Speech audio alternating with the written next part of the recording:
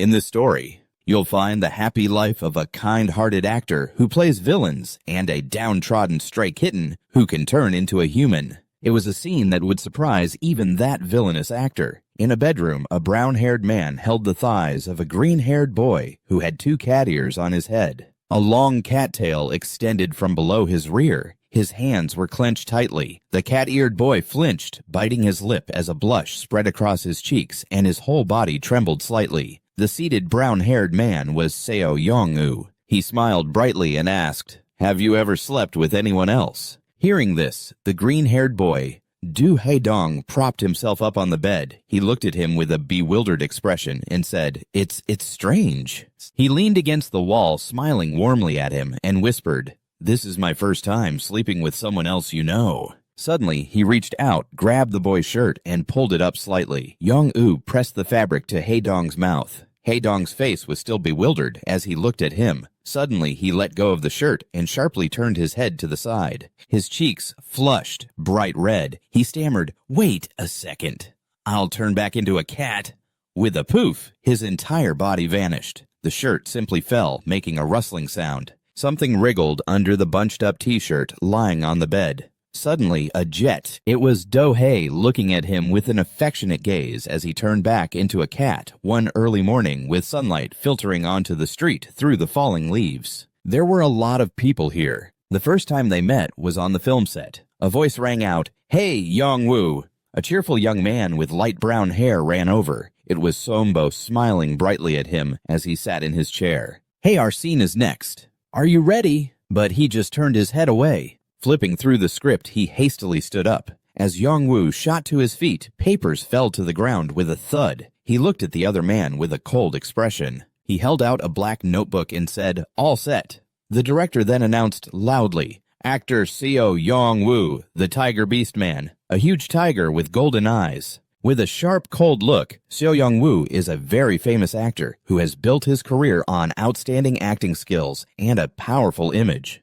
The typical image is of someone with full sleeve tattoos or a brutal expression. Because tiger beastmen have naturally muscular and rough appearances, people often think they'll become police officers or criminals. With his cold expression and sharp eyes, even a handsome actor like Seo Yong-woo couldn't avoid being typecast in villainous roles. While crowds would stare and gossip about Yong-woo, he was actually gentle and polite with everyone. For instance, on a recent travel variety show he appeared on, he smiled, pointed to the right, and said to the girl opposite him, "I know this way. Everyone, please follow me slowly." With his fair complexion and a bead of sweat trickling down his jaw, he smiled brightly at everyone. He showed his kind and courteous nature, and the press couldn't stop writing about him. Seo Yong-woo's popularity exploded beyond imagination, and he shot to stardom. With a gentle yet captivating expression, he stood confidently for the cameras amidst a shower of praise and endorsement deals. Then an incident occurred that turned his life upside down. Suddenly, people up ahead startled and yelled, "Why is that bad luck charm here?" Everyone around began to murmur. Seombo turned and asked, "What's going on?" Both of them looked towards a black cat that was trembling non-stop. The cat was holding a sandwich tightly in its mouth. Suddenly, an angry-looking man walked up and grabbed the pathetic black cat. What rotten luck! He held the black cat up high, shouting in frustration, "Why is this pitch-black cat on our film set?" Then he slammed the black cat onto the ground with a thud. The cat squeezed its eyes shut in pain as the man yelled furiously, "Do you have any idea how much this movie costs? How dare you come in here, you little jinx!" Suddenly, Yong-woo, who was standing nearby, stared intently at the sandwich in the cat's mouth. He lowered his head slightly, knitting his brows as he thought, "A tuna sandwich." Then he looked up at the black cat and thought, "It must be hungry." The black cat squeezed one eye shut in pain, its other eye fixed on the sandwich. It trembled as it sat up, giving the man a pitiful look as if begging for mercy. But this only made the man angrier. He clenched his fist and yelled, "Get lost, you curse!" Suddenly, Yong-woo slowly approached, looked at the man, and spoke softly with a slight smile. "Director." Standing next to him, Yong-woo gave the man a cold look and said in a low voice, "Don't hurt it." He then suddenly bent down, picked up the black cat, smiled, and said, "What harm can a little cat do?" The people behind them watched and began to whisper, "That's right. Why would he throw it like that? Hearing them, the director startled, his face darkening with anger. Yongwoo, holding the black cat, turned around and announced, "I'll handle this. Everyone, please disperse." Feeling comforted, the wounded and forlorn cat clung tightly to his hand. Seeing this, he looked down and said softly, "Do you even know who I am clinging to me, like that little one?" He held it with both hands, his gaze gentle as he looked at the black cat. "You poor thing," he said quietly. "What's so wrong with having black fur?" And so he carried it to his car, thinking to himself, once it calms down, I'll have to ask Sombo to take it for a checkup. He was standing on the street near a bus stop with two women under the glaring sun when suddenly his phone pinged in his pocket. Everyone turned to look at him. He glanced down at his pocket, pulled out his phone, and opened a message from his manager, Sombo. It read, "Yongwoo, this little guy is too on guard. It's going to be difficult to examine him. A pheromone test and a health checkup." As his fingers tapped on the phone, he reread the text in his mind. "We need to run a pheromone test to determine if he's a beast man or just an animal." Looking at the message again, he must have been terrified. Malnourished, too. That's why they put him on a drip for now. "You've worked hard. Just bring him to my place for now." The other man continued to smile brightly and sent him another text. "My hands still hurt, but this little guy is adorable. He keeps sneaking glances at me and even swatted my hand." Reading that, Yongyu helplessly pinched the bridge of his nose and closed his eyes. He thought to himself, he's clearly using body language to show he's not happy. Does being a horse beast man mean you can't read body language? Suddenly, he picked up his phone. He scrolled up through their conversation with his thumb, stopping at a photo. Below it was a message complaining about the situation. The photo was of a black cat wearing a cone. He was trapped in a white kennel, his whole body wrapped in bandages. Taped to the door was an info sheet for the black cat. Name Du Dong Yi, weight 2.6 kilograms, color black. He stared at the paper confused, then texted the man. "Du Dong Yi, what's that about?" The man replied instantly, "I called the little guy a thief. The nurse probably thought that was his actual name." After reading that, Yongyu's face went blank. He just stared at his phone, completely bewildered. Suddenly, Yongyu looked at his phone and let out a bright, spontaneous laugh. He whispered to himself, "Unbelievable." His expression softened as he looked at the info sheet. He smiled, whispering, "Du Dong Yi." Then he remembered holding the injured black cat the way it had cuddled against him. He looked down, his expression unusually gentle, and raised his hand. Two black hairs were stuck to his cuff. He picked them off, holding them carefully as he stared at them for a long moment. Suddenly, he looked at the fur, and a smirk played on his lips. "I guess I should adopt him," he thought to himself. Yongyu's home was spacious, decorated entirely in black and white. It was a 2-story apartment with the living room and kitchen adjacent. All the furniture was monochrome. Yongyu stood there holding a bag of cat food in one arm. Holding a cat bowl in his other hand, he looked around the apartment and said, "All right, little guy, from now on, this is your home." The bedroom upstairs was also pristine white. The black cat stared into the bright room, its mouth hanging open in shock. He chuckled, "Make yourself at home."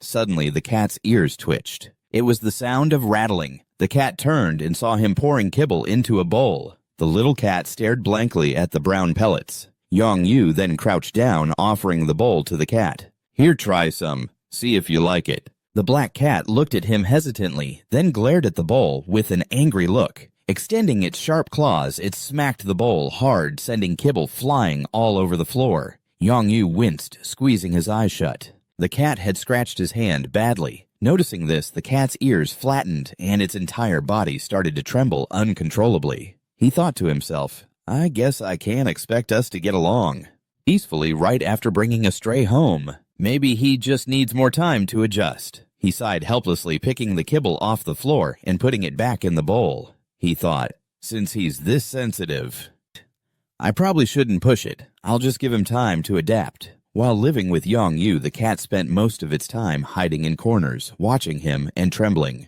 Dudongyi always hid in the darkest spots. But sometimes Yongyu would spot the cat slowly walking atop his watch display case. The black cat would peer inside, looking almost cheerful in those moments. It only seemed to show up in a few specific places. Yongyu folded his arms and leaned against the doorway, watching the cat on top of the watch display. Suddenly, the cat flopped right down onto the glass. It was almost like it was trying to get his attention. Yong-yu stroked his chin thoughtfully. Is it because the watches are so shiny, he wondered. A smile spread across his face and he picked up his phone. Maybe he likes gold. Yong-yu thought, I should get him a gold collar. On his phone, he typed out a caption, newest member of the family, adding a black heart emoji. Yong-yu snapped a picture of the cat looking fascinated by the watches and posted it to his Instagram. The post got a ton of likes and comments. Time flew by and a week had passed. The black cat had gotten used to the house, but it continued to ignore him, strutting past him arrogantly. Dudong-yi had definitely adapted to his new home, but he paid me no mind exploring every single corner of the apartment. Seeing this, Yong-yu sat down beside him, held out a hand, and called out, Hey, Dudong-yi. The cat suddenly sat up straight and stared at him, its face scrunched in a frown and its tail swishing nonstop. What is it? Yong-yu asked. Do you not like me or something? At his words, the cat sharply turned its head away, looking annoyed. Despite that, Yong-yu reached out and gently placed a hand on its head, starting to pet him. Startled, the cat cracked open one eye to look at him. Well, at least you're willing to listen to what I have to say, Yong-yu said. He continued to pet the cat's head, closing his own eyes in contentment. He smiled, thinking, he seems to be in a good mood. As Yong-yu petted him, the cat unconsciously curled into a ball. One ear twitched happily, but then the cat suddenly jumped up as if startled by its own behavior and arrogantly stalked off. Yong-yu had to cover his mouth to keep from laughing out loud. So tiny, but so full of pride, he thought with a helpless smile. Later, wearing a bathrobe, Yong-yu sat on the white sofa watching a movie with the cat settled in his lap. Dudong-yi had gone from being extremely wary at mealtimes to eating contentedly from the bowl Yong-yu placed beside him. He was finally starting to adapt to his new life. Tuna is delicious, isn't it? And as night fell, the black cat secretly climbed onto the bed while Yong-yu was asleep. It gently settled onto his sleeve and gave it a few soft nuzzles. The cat wrapped its paws tightly around his wrist as it drifted off to sleep. Yong-yu watched him and smiled. Sharing a space together wasn't so hard anymore. The next morning, a young man sat on the sofa across from him and said, Yong-yu, did you really let the cat take over your entire bed? Yong-yu, sitting on the sofa and continuously stroking the cat with one hand, casually waved his other hand. The little guy is just so clingy. I had no choice but to indulge him. Suddenly, the other man looked at the cat, his lips pressed into a thin line and a sad look in his eyes. I want to pet him too, he thought. He moved closer, reaching out his hand with a smile. Hey there, Dudong-yi, he said sweetly. Do you remember me? But just as his hand got close, the cat lashed out, scratching him. Yong-yu tilted his head. What's the matter? Don't you like my manager, model? Hearing that, he sulked and said, Hey, listen! I took you to the vet and even bought you snacks. But the cat just acted like it hated him. Seeing this, the man thought gleefully, just as I thought. He only likes me. He held the collar with both hands and brought it close to the cat, whispering, Hey, Dorong, why don't you try this on? Holding the small, golden collar, he gently placed it around the cat's neck. It was a perfect fit. As he fastened the clasp, the cat just looked bewildered. Suddenly, the cat noticed the collar had a heart-shaped bell that jingled. The black cat seemed to hesitate, its confused face staring at the little bell. He immediately smiled and said, It's pure gold, you know. The golden collar sparkled on the cat's neck. It suited him perfectly. The man smiled at him and asked, Do you like it? With that, he picked up his phone, a gentle smile on his face, and started snapping pictures of the cat. Seeing this, Seongbo sitting next to him spoke up worriedly. Hey man, having a cat is really nice. But you probably shouldn't post those on social media just yet. Annoyed, he turned and asked, Why not? Hearing that, Seongbo helplessly showed him his phone and said, Because that nickname you hate is going to start spreading again. In the photo, he looked serious and cold, his dark face giving off a murderous aura. Yongwoo had earned the nickname the unflattering photographer. And then the pictures he took of the black cat were posted online. He took them from directly overhead. He can't even take a decent picture of himself, never mind a cat. Reading the comments, he placed a hand on his chin, his expression grave. He thought pensively, how can no one realize how adorable he is? Maybe there's a problem with the camera. As he was intently looking at the two photos of the cat, it poked its head over to look at the screen. Seeing this, he covered his mouth and let out a soft laugh. The angry cat kept tapping him on the shoulder. Suddenly, he reached out to pet its head, then turned and gave the cat a quick kiss on its head. He laughed and said, "Don't worry, I'll take better pictures next time." Startled, the black cat seemed to fly into a rage. Its face flushed red with fury. It raised a paw and smacked him hard on the head, but he just glanced over. The black cat squeezed one eye shut and started vigorously rubbing the spot where he'd kissed it. Seeing this, he scooped up the cat and said, "Aw, don't be mad at me." He lifted the cat up for another kiss, startling Seongbo, who said, I think your precious little cat just called you a psycho." Hearing this, Yongwoo put the cat down, tilted his head, and spoke coldly. "Hey, Seongbo." Suddenly his face darkened. With a serious expression, he said loudly, "Dorong doesn't know how to swear." At this, Seongbo pressed his lips together, sweating and thinking in confusion. But he totally just swore. Then he looked at this cat playing happily in his hands and thought, still compared to when he was obsessed with living a perfect life, he seems so much better now. In the blink of an eye, under his devoted care, a month had passed. Yong-woo would even carry the cat with him when he bathed, but the cat showed its dislike by scratching him angrily. He really thought they had become a family. Then one day, as he stepped out of the shower, his face darkened. He couldn't believe Dorong had run away. He clenched his fists, seething with anger, staring at his completely empty wallet on the table. It had taken everything. In Yong-woo's house, the bathroom door opened. With a creak, Yong-woo stepped out in a black robe, a hand running through his wet hair. Suddenly, his hand froze, water still dripping from his hair as he stared intently at the floor. The black cat was curled up on the rug, watching him intently. He smiled and said, "Hey, little guy, were you standing guard while I was in the shower?" But the black cat ignored him, closing its eyes and lying down its tail, wagging nonstop. Seeing this, he gently sat down. "Such a good, kind boy. You even know how to protect a tiger, huh?" Yong-woo gently patted the cat's butt. It let out an annoyed meow. Irritated that he kept patting its butt, the cat stood up and decisively walked away. Watching it go, he called out quizzically, "Where are you off to? Want to sleep on the sofa?" He immediately got up and followed the black cat. It went to the sofa and sat down, wiggling around. Then it looked up and leapt nimbly onto the cushion. He walked over and sat down, turning to look at the cat. He ran a hand through his hair and smiled, thinking to himself, "It's been a while since I slept on the sofa." And so he gently lay down. The black cat watched him with wide, bewildered eyes as he got settled on the sofa. Then the cat leaped onto him. Its paws lightly touched his pecs as it walked onto his chest and curled up with a serious look on its face. He lifted his head to look at the cat, a gentle smile on his face. He raised a hand to tenderly stroke its head and whispered, "Dorong." Yong-woo beamed, looking at the cat. "Let's just live like this forever, okay?" With his hand resting on the cat curled up on his chest, he continued, "Just working enough to get by. No need to find a girlfriend. I'll just live with you, just like this." But the black cat didn't say a word. He lay back, closing his eyes and thinking, "It makes me kind of sad that he isn't responding."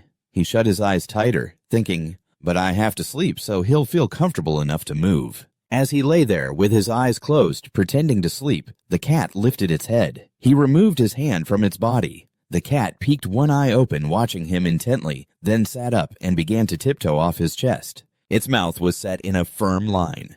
The cat walked up beside his head. It raised a paw and gently touched his cheek. And then, the cat leaned in close, sniffing him. He kept his eyes shut, thinking, "See, he only shows me any affection when he thinks I'm asleep." Suddenly, the black cat jumped right onto his eyes. The pain made Yong-woo grit his teeth and squeeze his eyes shut. The cat had already jumped away, but two of its paw prints were stamped on his face. He pressed his lips together, thinking, "Since you're a cat, I'll forgive you." By the black window frame on the second floor, the sky had grown completely dark and the lights in the room were now on. Yong-woo slowly opened his eyes as if he'd had a very deep sleep. Then he gradually sat up, his hair a mess. Looking down at his feet, he thought, "I wonder how long I was asleep." Suddenly, he saw that his living room was a complete wreck. Clothes were strewn on the floor and his slippers were scattered about. Seeing this, his pupils constricted and he shot to his feet in confusion. His face was a mask of shock. He clenched both fists, anxiously looking around the house. He quickly shouted, "Do wrong." Young-woo went into every room, checking every nook and cranny while calling out loudly, "Do wrong." Suddenly, he reached the storage room and found the watch cabinet completely empty. He called out worriedly, "Where are you?" He suddenly turned to see his wallet completely emptied of cash. His lips tightened as he stared at the open wallet. Seeing it, he quickly grabbed his phone. He unlocked it with a worried expression, thinking, "Don't tell me." His hand tapped on the camera app. He kept tapping, rewinding the footage to an earlier time. He suddenly flinched as he looked at his phone, his eyebrows knitting together. Young-woo zoomed the screen in 7.8 times. He watched the cat tiptoeing beside him while he slept.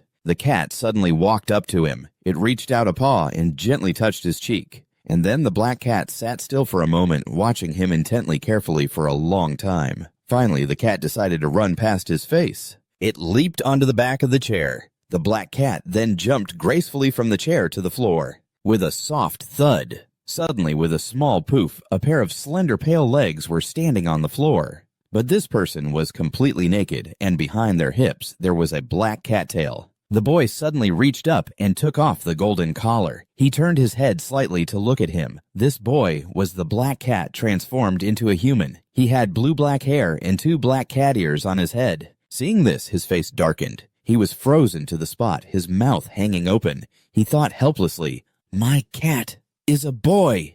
Young-woo continued watching the footage. The boy ran to the closet, took out some clothes, and dressed himself carefully. And then he slung 2 bags over his shoulder and walked off coolly. He was still trying to stuff something yellow into his pants pocket. Do-rong went to the glass cabinet full of watches, his eyes sparkling at the sight. He grabbed all the watches and hurriedly ran off, his footsteps pattering. But when he reached the living room, he suddenly paused to look at him for a moment. Young-woo furrowed his brow, his lips pressed into a thin line as he watched intently. Staring into his phone, he thought, seeing me sleeping so soundly like that, I wonder if he felt even a little bit guilty. The boy holding a large bag of belongings seemed to have thought of something. His tail wagged non-stop. He went to the kitchen, squatted down, and opened a cabinet. He quickly shoved a box of cat food into his bag. Seeing this made him even more furious. His eyebrows knitted together, his face flushed red. He said in frustration, "This hateful little thief!" He was absolutely fuming, his hand tapping furiously at the phone screen. He thought, so looking at me just reminds him of a few cans of tuna, is that it? After he was done, he raised the phone to his ear and said loudly in a cold voice, "Hello, were you sleeping?" Seong-bo answered the phone, confused. "No, I'm wide awake. What's up?" Hearing that, Young-woo raised a hand to his forehead and said quietly, helplessly, "Seong-bo, my house has been robbed." Startled, his eyes flew open, his mouth agape as he stared at the phone. He shouted, "What? I'm coming right now." Seong-bo rushed over to his house, took his phone, looked at it, and said, "So you were robbed of..."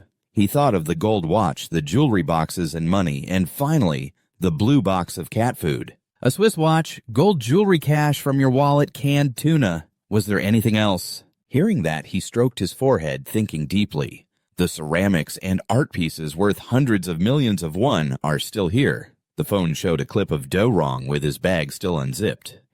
As he rushed to leave, which made some food and a watch fall out. He couldn't even open the safe. He must be an amateur. As his hand continued to play the footage, Seong-bo said, "Maybe he resisted the checkup at the hospital because he's a beast man. He probably did it intentionally to get close to you." After watching, he handed the phone back to him, furrowing his brow. A rough estimate of everything that was stolen comes to about 100 million won. Should we call the police and have him arrested now? Hearing that, he lowered his head slightly, his gaze cold and sharp as he stared at the phone. He thought, even if I call the police... His eyebrows knitted together in anger as he continued to think, I probably won't be able to get back the things he sells. If I do that, he'll become famous online and end up with a lot of stalkers. Thinking this, he pressed his lips together, thinking in frustration, that would be a huge hassle. Suddenly, Young-woo looked up at him, smiled, and said quietly, "Let's just drop it." He tilted his head slightly, his expression becoming grim. He said coldly, "I'll catch him with my own 2 hands." Early the next morning, sunlight shone down on the large grassy lawn in front of Young-woo's house, which was adorned with rose bushes and a few trees. Inside the house, it was now crowded with people all murmuring to each other. I'm calling because I have a favor to ask. Yongwoo was on the phone, his expression cold. Can you please find the person in this picture for me? He said seriously. A young man with blonde hair was holding a phone. He looked at it and said seriously, "A rookie." Huh? He's got a small, handsome face. He's a cutting manager. On the phone, the screen showed Do Rong's innocent-looking face from when he was stealing the cat food. All I know is that he's a cat beast man, he said. The man furrowed his brows and said helplessly, if he's a black cat, that's a bit. Anyway, so you want me to find this guy? Right. Yongyu looked at him and said, try to find him as fast as you can for me. He picked up his phone and called someone. He thought, frustrated, the reality show starts filming tomorrow. Such a headache.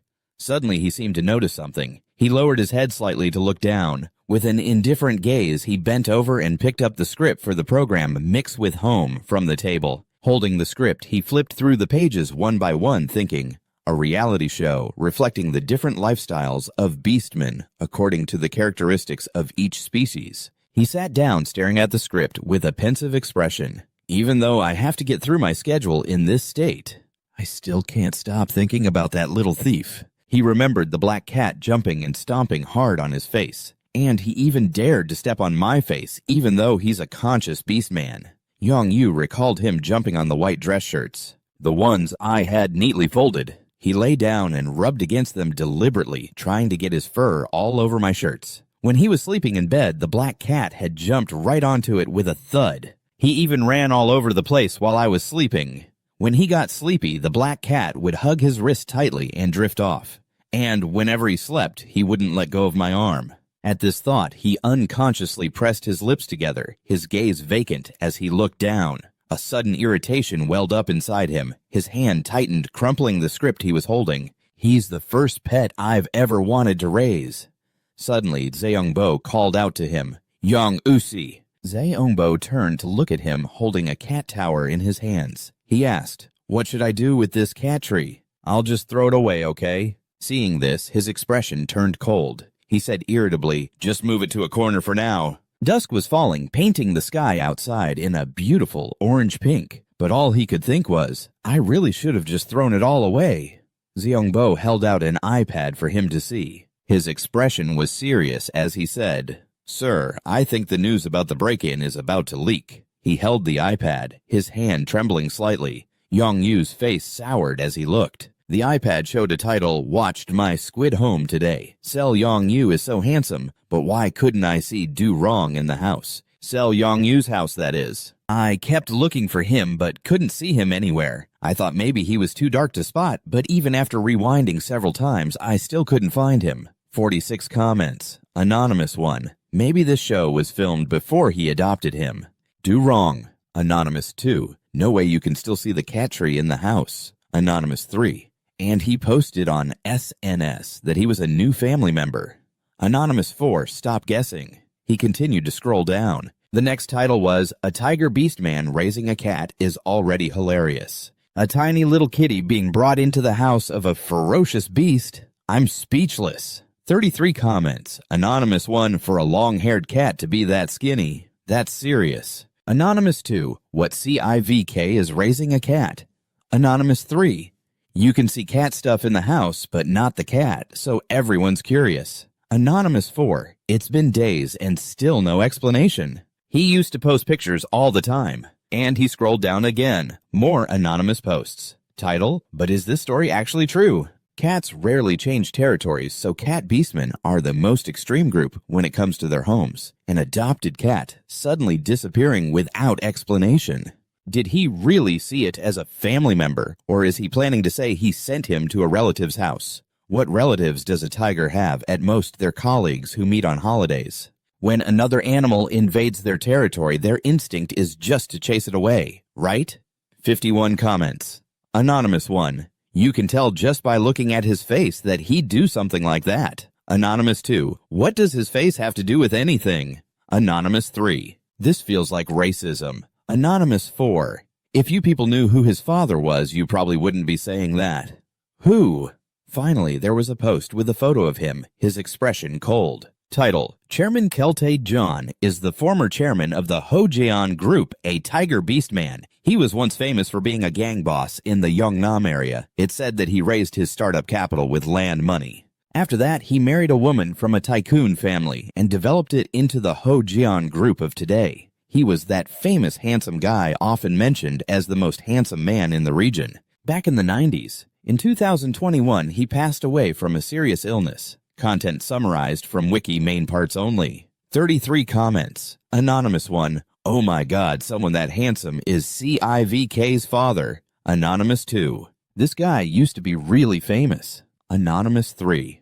That's enough. What does this have to do with the scandal about the little cat? Seeing this, Young-Yu smirked, took the iPad, and continued reading. Zeong-bo said worriedly, "Sir, please think carefully about this. The best way is to report it to the police." Just then his phone started ringing nonstop. Young-Yu looked over nonchalantly and asked, "Is that the management company?" He said, flustered, "I'll handle this." Seeing this, Young-Yu said, "You should head home early." The phone in his pocket kept ringing. He turned to leave, then looked back and said loudly, "Yes, sir, please get some rest. Call me if you need anything." Outside, the sky had grown dark. The white curtains were drawn open. Zeong-bo was gone. Young-Yu felt annoyed. He picked up a full glass of water and chugged it down. Gulp, gulp. Suddenly, the phone on the table began to ring insistently. Ring, ring. He turned his head to look. He walked over to the table and picked up the phone, still holding the glass of water in his other hand. It was a message from the casting manager. Below it was a picture. "Young-Yu, this is the cat beast man, right?" His hand tightened around the phone, his eyes cold as he stared at it. He thought, "Found him faster than I expected." In the photo he sent, there was Do-rong dressed neatly in a suit. A serious expression. "The one who conned me is named Do-hae-dong. Just turned 21, a whole 11 years younger than me." He was sitting in a simple house. Behind him, an old woman was talking to 2 black cats. A young child mother, deceased father's whereabouts unknown, currently living with his grandmother and younger siblings. He carries a school bag on his shoulder on his way to school, chatting with classmates. His academic performance is quite good. He was once offered direct admission, but due to his family situation, he declined. Current residence unknown. After reading the man's hand, holding the glass slammed down with a clack. He thought to himself, how pitiful. A poor family. His face darkened. He tilted his head and thought coldly, but if I get my hands on him, he can forget about me letting him go. The sky was pitch black, but tonight it was full of stars. Young-Yu arrived at a pub. The door had a sticker of a beer mug on it, and next to it stood an old beat-up refrigerator. He wore a black t-shirt and a black hat. He looked at the shabby place and thought with suspicion, he's working in a dump like this. But without hesitating, he scanned the area and stepped inside with a thud. He peered into the dark interior and saw Do-rong carrying a crate of beer. He was still wearing the same clothes from when he'd left the house. Suddenly, a rustling sound made his black cat ears perk up, trying to locate the strange noise. He slowly turned his head toward him. He had a bewildered look on his face. Suddenly, the man was standing right in front of him. He jumped, his face turning pale as he dropped the beer crate, but the man just stared at him coldly. He just stood there staring at him without saying a word. His hat was pulled down, covering one eye. Upon seeing him, the boy seemed to realize who he was. He put a hand to his chest, trembling all over as he looked at the man. His ears drooped as he stammered, "Mr." But the man remained silent. He took another step closer with a thud. Suddenly his hand slammed down on the boy's shoulder, shoving him against the wall. The boy squeezed his eyes shut in pain. The boy pushed him away, hard, wincing in pain, but then he started looking around nervously. The man watched him, confused. With one hand in his pocket, he said sternly, "You steal a pile of expensive stuff just to come work in a place like this." Hearing that, the boy cowered in fear, an incredibly pitiful look on his face. The man took in his scruffy appearance. He thought, that stuff would sell for 100 million at least. That's not a small amount. So why is he working in a dump like this? His eyes grew cold and sharp, staring intently at the boy. It made him flinch, his body trembling. He cowered against the wall, his sad eyes looking down as he shook uncontrollably. He stammered, "Just go ahead and report me to the police. I've already spent all the stolen money." Hearing that, the man turned his head to the side. He let out a sudden scoff and said,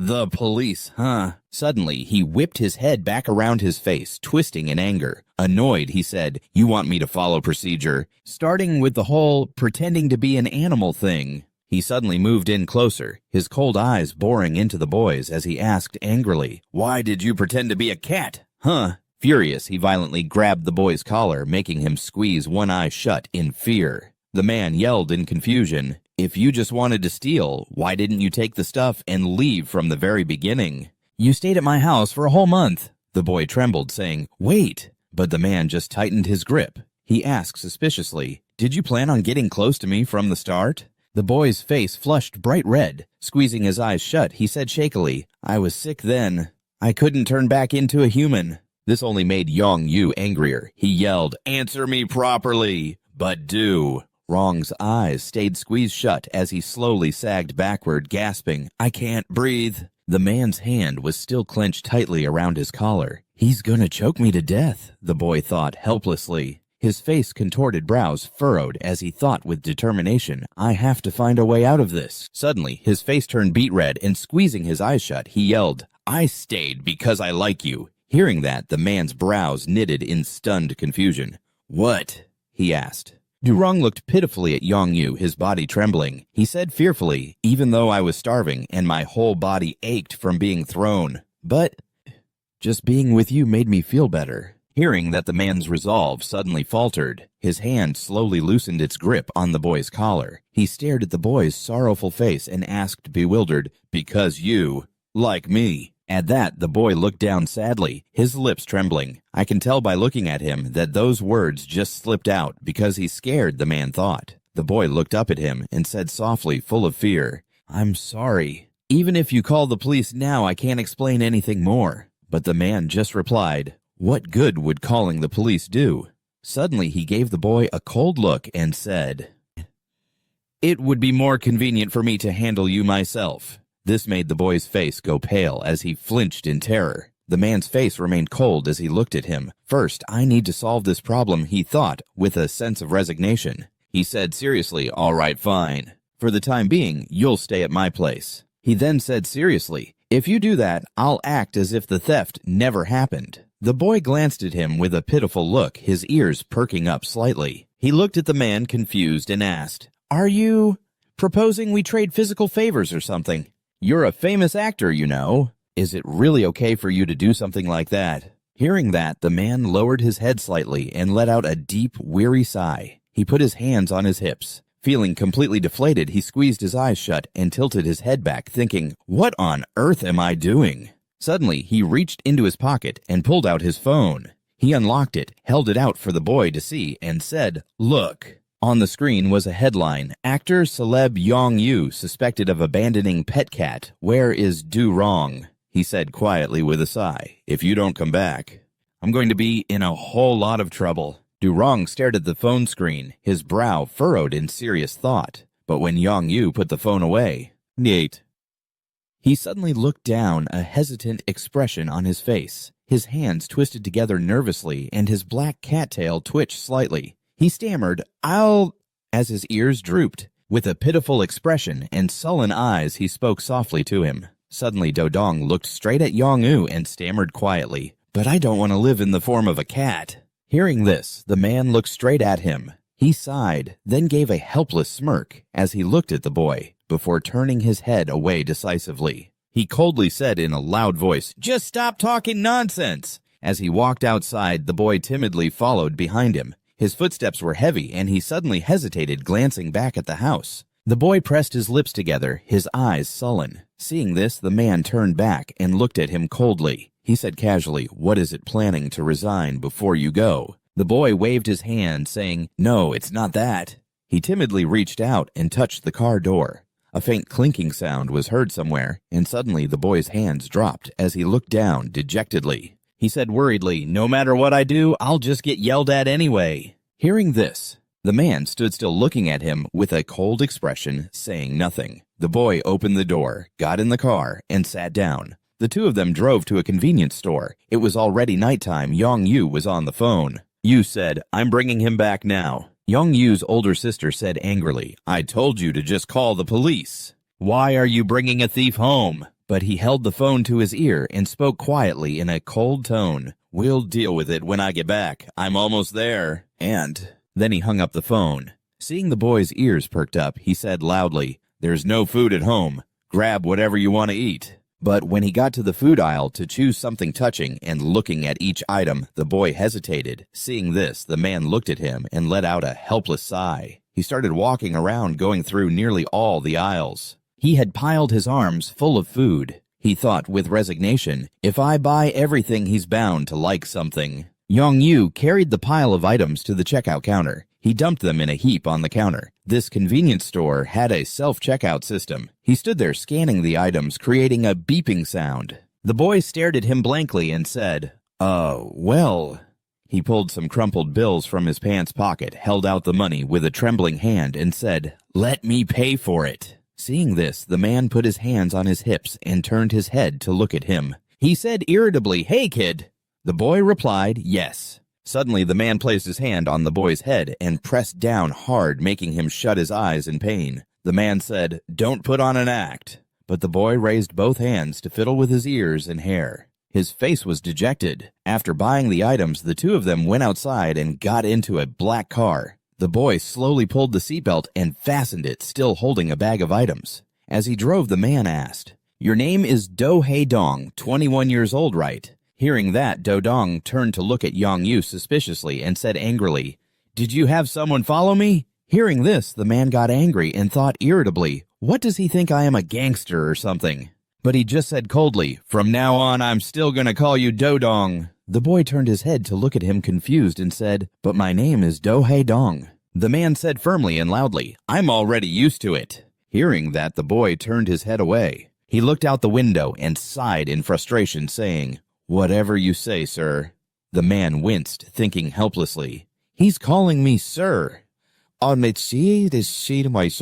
Suddenly, the boy turned to look at him and asked quietly in confusion, "But why didn't you report me to the police?" The man said coldly, "I've already seen the news." Focusing on driving, he let out a weary sigh and said, "If I told people the stray cat I adopted was actually a shapeshifter who robbed my house, I'd get a ton of public sympathy. But what's the use in reporting an amateur thief like you outside many rooms in the tall buildings are still lit?" He continued, "You've already spent all the money anyway. It's pointless to catch you. Public sympathy isn't what I want. If I reported you, they would attack me, and I wouldn't be able to live in peace." Yong-yu turned his head to look at him and said angrily, "I just want to cooperate with you. Just be good and listen to me. Got it?" Hearing this, the boy pouted at him, clutching the bag of items tightly, and said resentfully, "Thank you, sir."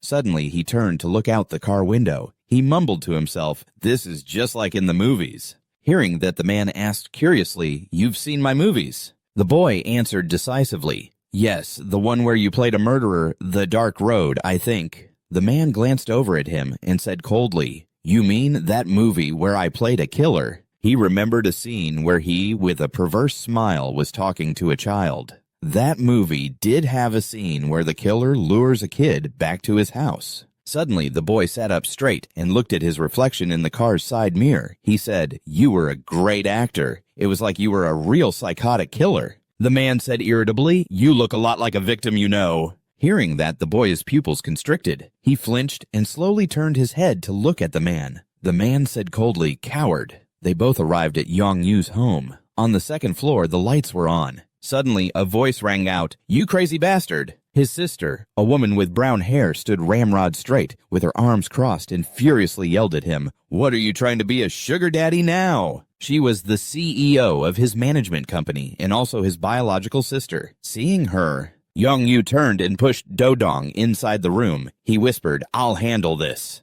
You go take a shower." Standing next to the boy, he turned to look at his sister, who was furious.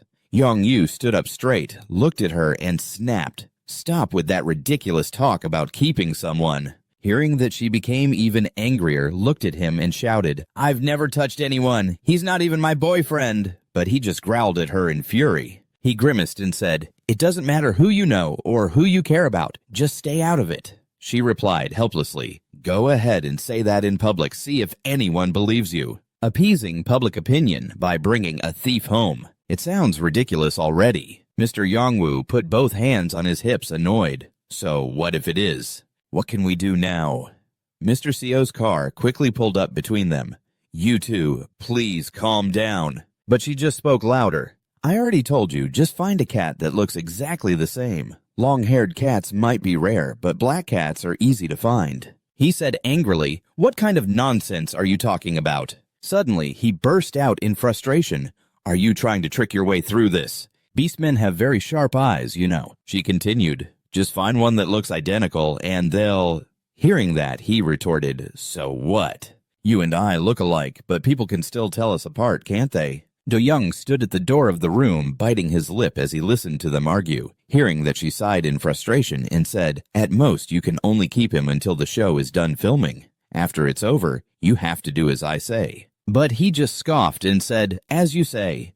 What else are you planning to do? She said, I didn't want to call the police from the start. He pressed his lips together, thinking helplessly, even though that's the best solution, he's my precious cat. Suddenly, he imagined the scene of Do-young being discovered as a beast man. He'd be relentlessly pointed at by the public. If he's exposed, the uproar will be even bigger. How could he possibly live after that? Suddenly, he looked at the boy's room and thought in confusion, why am I so worried? And then he looked up at his sister and said angrily, stop meddling in my business. I didn't say a word when you started seeing that werewolf. But she just said contemptuously, is an unlucky black cat even worthy of comparison? Standing at the door, he heard everything, causing a tear to silently fall as he bit his lip. He was so sad. Mr. Seo grabbed her arm, anxiously trying to stop her rage. Director, please calm down. She angrily pointed her finger straight at Yongwoo, her brows furrowed and her expression dark. She growled,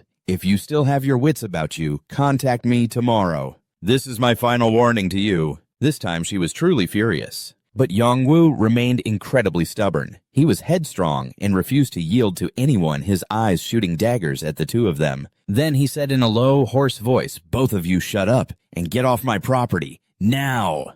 The three of them fell silent, saying no more. The atmosphere was extremely tense and awkward. Mr. Seo cautiously pushed the sister out the door, while she, her face still dark with anger, shot one last glare at Yongwoo as she left. The corner of the room where Yongwoo stood suddenly seemed to grow dark. Mr. Seo looked back over his shoulder, a forced smile on his face as he said to him, well then, I'll contact you tomorrow. Get some rest. Only after the two of them had left did Yongwoo let out a sigh of relief. The air in the room seemed to brighten again, and the tension left his face as if a great weight had been lifted. Yongwoo suddenly remembered something. Now that I think about it, he smiled faintly.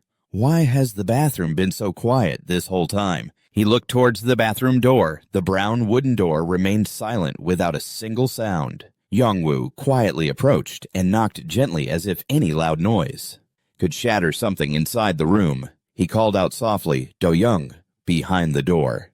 Do-young was huddled in a corner, trembling silently. He spoke up again. What new trouble are you up to now? His voice was incredibly gentle. The person inside replied in a weak voice, I'm taking a bath. He thought to himself, just from the sound of his voice. I can already guess his expression and mood right now. Without hesitating, Yongwoo threw the door open. He scanned the room with his eyes for a moment, and finally saw him huddled up in the bathtub. His face was buried in his knees, and occasionally the faint sound of sniffling could be heard. When Do-young saw someone enter, he lifted his head, his eyes still shimmering with unshed tears. His small pink lips were pressed tightly together, looking absolutely pitiful. Yongwoo sighed, his worried expression clear on his face. He asked, why are you sitting in here crying? You really can't do anything right, can you? He gently took the towel hanging on the hook, because this boy's tears were about to form a river. Crying, the boy said in a trembling voice, I'm crying precisely because I can't do anything. Yongwoo, holding the towel, squatted down close to him and sighed softly. Seeing him like this broke his heart. Yongwoo gently wiped his tears and said, I'm not going to call the police, so you just worry about washing up and getting to bed. He asked softly, if you heard the conversation outside, you probably have a rough idea of the situation. Right, the boy mumbled in reply. A little. Yongwoo stood up, his voice a little tired. I'll continue filming the variety show, and you just need to keep playing the part of a troublemaking cat just like before. That's all. He sat on the edge of the bathtub looking at him with an affectionate gaze, then instructed, "In return, you're not allowed to reveal your identity anywhere, and you must obey my every word." All of his words and gestures were gentle and indulgent, meant to coax the boy into stopping his tears. Besides, he thought I was planning on taking a break for a while anyway. Once public interest dies down, I'll just have to say that I had to send my cat to live with family because of my busy work schedule. Fine.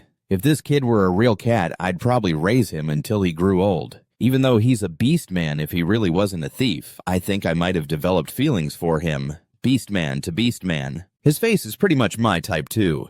The boy looked up and asked him innocently, "But do I really have to pretend to be a cat for the show?" Young Yu frowned slightly. For a beast man to have to pretend to be an animal, that's truly humiliating, he thought. He asked the boy, "What's wrong? Is living as my cat so difficult?" Durong lowered his head slightly, his voice hesitant, but his eyes determined. "It's very difficult." Young Yu was confused. "Why?" He thought to himself, "I'm sure I've been treating him really well." Durong lowered his head, pouting at him in a cute show of protest. The boy began to list his crimes. "You were petting me all over, and you were brushing my fur.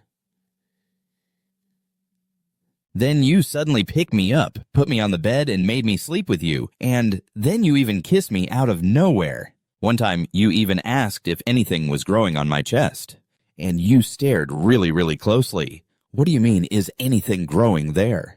Right after that, he had gotten a few scratches on his face. Yong Yu thought to himself, "Well, I had no idea a cat's nipples were so tiny." Durong lowered his head in embarrassment, but his sense of indignation made him keep talking. "Even when I'm home. You walk out naked every day after your shower, and you're always patting my butt." Yong Yu quickly retorted, "But you like that?" Embarrassed. Durong turned away. "No, I don't," he mumbled. Young Yu asked him, his voice half joking, half serious. "So, are you saying that me taking a stray cat home and caring for it is perverted?" The boy replied, "Yes, a little." "How strange." Young Yu smirked. The foolish boy could only tilt his head and ask, "What is?" He fell back into his habit of teasing, glancing at the boy. "As I recall, you're only living here because you said you liked me." The naive boy fell for the trap, stammering, "About that." He stood up slowly and said, "I was already suspicious when you looked so unhappy about paying your debt with your body earlier." Young Yu turned on the tap to rinse his hands, rambling on, "Back then, even though life as a cat was tough, you still managed just fine. So shouldn't you be happy that you get to live with me again?" The boy hurriedly tried to explain, "But about me saying I like you earlier." He cut him off. "What you said about liking me," he said, turning back to him with a decisive tone. "I'm going to take that seriously." Durong stared at him bewildered. "Huh." Yong Yu bent down, looking at him with an affectionate gaze, as a thought crossed his mind. He can't even pretend to like someone. So how could he possibly be lying? He gently stroked the boy's head and said, "We're living together now. So let's just take our time getting to know each other." Durong asked him why. He gently explained, "What do you mean why?" "You don't need a reason to fall in love." He thought to himself, "I guess I'll just have to play along with this kid's lie for now. He's a thief, so he's in no position to choose. And yet here he is talking about liking me or not liking me. On top of that, he says it's uncomfortable living with me." Yong Yu forced a smile. "Why, though, is there something wrong with me?" He bent down, observing Durong's every gesture and expression, then asked curiously, "Or are you planning to use that body of yours to pay off the debt? The 100,000,001 debt?" The little cat, still sulking adorably in a corner, nervously tapped his small hands on his knees. After a moment of thought, he finally spoke. "I understand. I'll listen to you. In return, just don't kiss me anymore." His face still looked reluctant. Yong Yu tilted his head teasingly.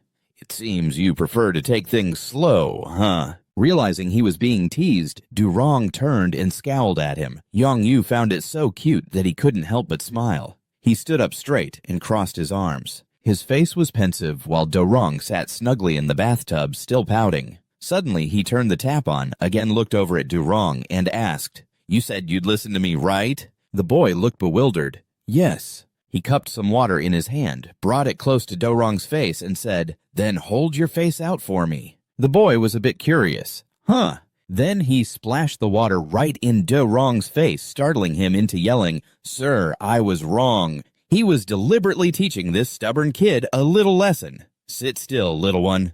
"I don't want to." The little boy panicked, struggling. "I was wrong." "Stop it. Don't move. You'll choke on water." He pushed the boy's head down firmly. The joke seemed to have gone a little too far. A second later, the clothes on Do Rong's body slipped off. He transformed into the shape of a kitten and shot up onto the man. The kitten buried its face in his chest, rubbing its sopping wet face against his shirt. Being a cat, he hated water. Yong-yu hugged him close and asked, "You hate water, don't you?" The more Yong-yu looked, the more his heart fluttered. The little soaking wet kitten kept burying its head in his chest. This fragile little thing truly made him want to spoil and protect it. He blushed slightly, the corners of his lips curving up unconsciously. He held the kitten with one hand, bowed his head, and said softly, "No matter how much you hate water, you'll have to endure it." Then he gave a gentle smile, but it was the kind that sent a chill down your spine. "You said you'd listen to me from now on, didn't you?"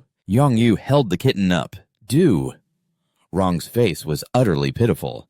A second later, he let out a scream, baring his fangs and claws to give him a few memorable swipes. It was hard to know if the two could truly live harmoniously and, together under the same roof. Yong-yu was sprawled out on the bed. He closed his eyes, enjoying the soft mattress. Du-Rong, in his kitten form, sat beside him, licking his fur, his naturally grumpy face looking a bit scowly. He thought to himself, cats just need to lick their fur clean, and that's enough. He whipped his head around to look at the sleeping man and cursed silently. "You dead rat. One day I'll get my revenge." The way he looked at him was exactly like a cat staring at a mouse it despised. Suddenly, he saw an orange-striped tail wagging in front of him. Curious, Du-Rong approached it, driven by a cat's instinct to play and pounce. He reached out his paw, about to touch it. What followed was a session of gleefully and intently playing with the tiger's tail. After a while, Du-Rong suddenly realized what on earth he was doing. He thought to himself, "I did it unconsciously again."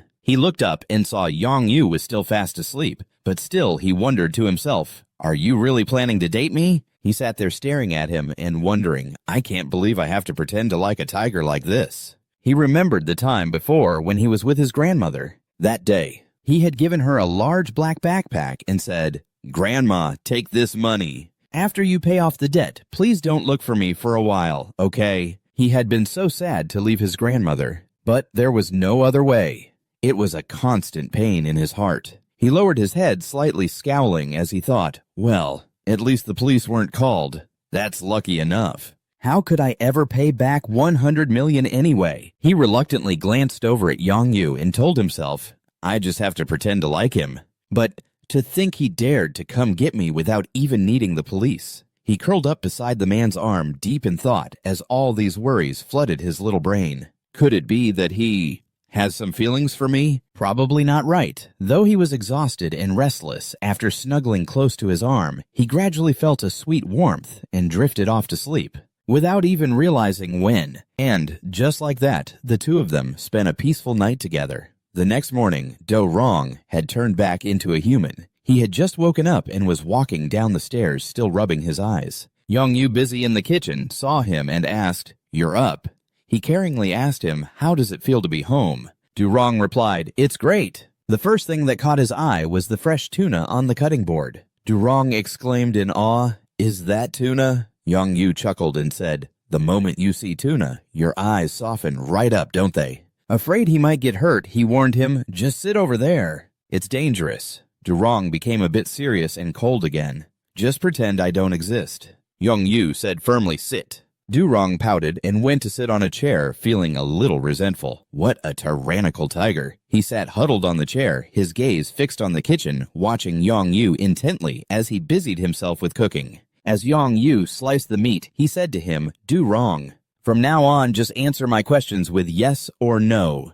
"Okay," he asked, puzzled. "Why?" He looked up and said nonchalantly, "Well, we're going to be dating soon, but we don't know anything about each other." The boy asked him, "Is this how you normally get to know someone when you're dating?" He focused on slicing each piece of fish on the board, his voice soft. Normally, you don't even bother to answer whatever I ask, so this is the only way. That's because you always ask such ridiculous things. He looked up, staring deep into the boy's eyes, and said, "Meaningless or not, you should still answer." Durong gulped, his nervousness obvious on his face. Yong-yu lifted the knife and softly called his name, Durong.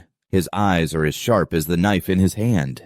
His expression and words really send a chill down your spine. What is there to like about him? Durong trembled, his face pale. He looked at him with pitifully shimmering eyes, thinking to himself, he's so scary. Yes. He blurted out a random reason to avoid being found out, but his voice was hesitant. Because you give me yummy food. Yong-yu was skeptical. The tuna. He quickly replied, yes. Yong-yu was utterly disappointed, his mood suddenly sinking. So, you only like me because I'm your personal tuna can opener. Durong quickly added, no, it's not like that. He tilted his head and asked him quietly, but didn't you bring me back because of the scandal? He replied, that's right. Dudong asked again, is it okay for us to be sitting around relaxing like this? Yong-yu looked up at him with a smug expression. I already posted the article. Durong froze. The atmosphere was silent for a moment. The iPad, his article posting tool, lay quietly on the table. Durong reached for the iPad and stared at it. He asked quietly, when did you do it? He said thoughtfully, while you were fast asleep. I've already taken care of everything. Durong was incredibly curious, so he secretly tried to type in the password. Even though he didn't know it, he just guessed randomly, thinking to himself, what article did he post? His brows furrowed in annoyance. This is crazy. After unlocking the iPad, he saw that he had posted a picture of himself lying in bed, smiling radiantly, looking lovingly at a black cat sleeping and drooling beside him, and next to the cat was him.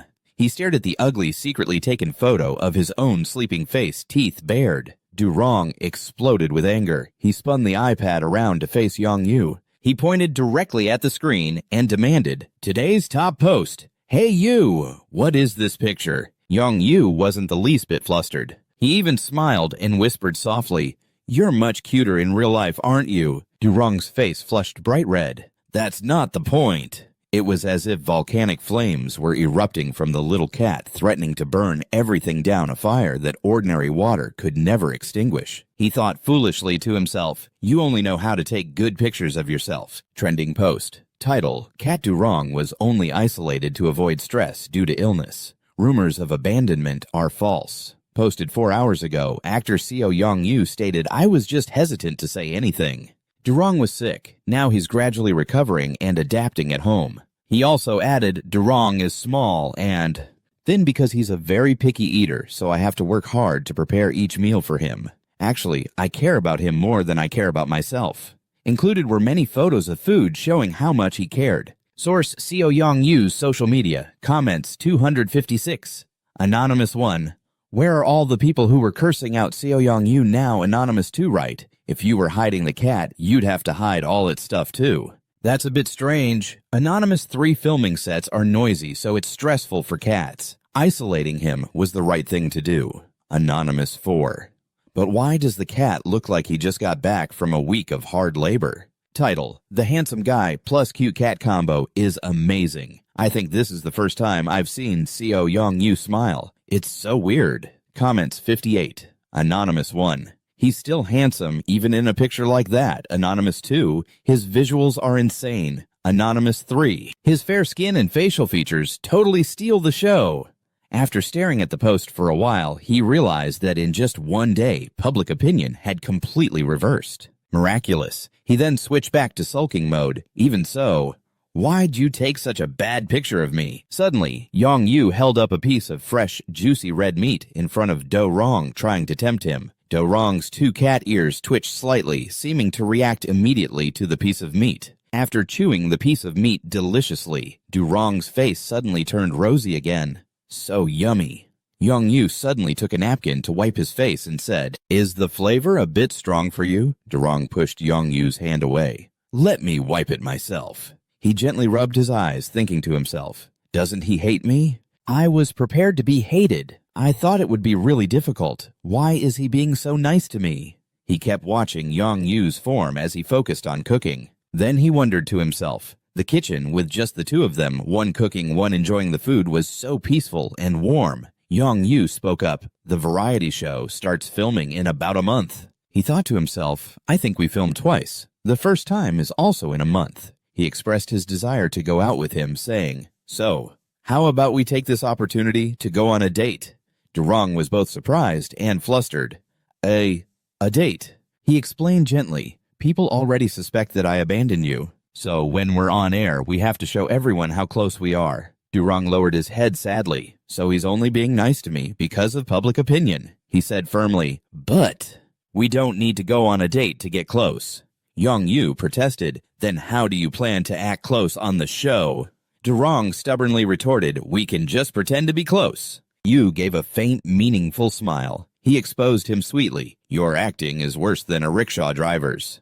Durong puffed out his cheeks, pouting. If I already know my acting is terrible, then why don't I know that I'm good at pretending to like him? Durong lowered his head and sighed dejectedly, thinking, I don't have the right to complain about anything right now. Suddenly, Yong-yu spoke up, Durong. He reached out and touched his soft, fair cheek. He slowly began to confess his feelings, wanting him to understand.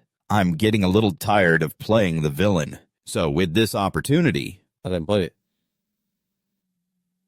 Will you help me change my image? Hearing him say that, a ripple went through his heart, leaving him momentarily stunned and speechless. Dudong touched his own cheek shyly, saying, I understand. Although Dodong was still worried, he told himself that he'd done much more tiring part-time jobs than this before. Besides, after stealing from him, it was only right to be obedient. Afterward, Yong-yu thoughtfully and gently fed him. The atmosphere between them gradually grew more intimate after they were both honest and opened up. It seemed their conversation was quite a success. Suddenly, Dodong pouted, changing the subject.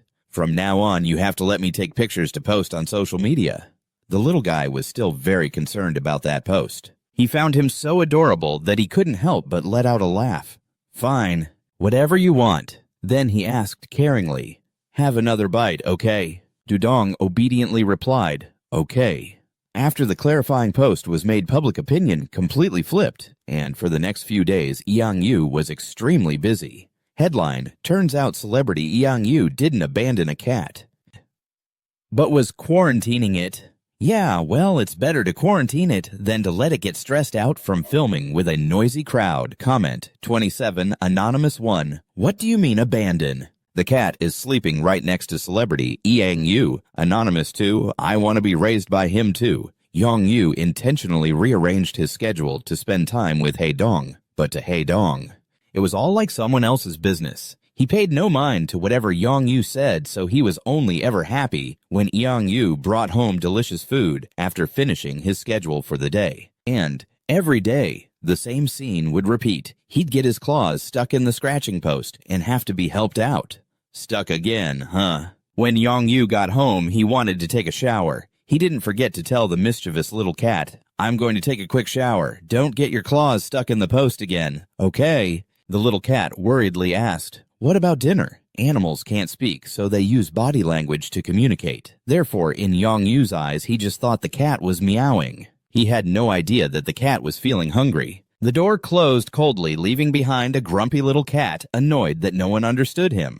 A moment later, the door opened and Seon-bo peeked in his face, beaming as he spoke up.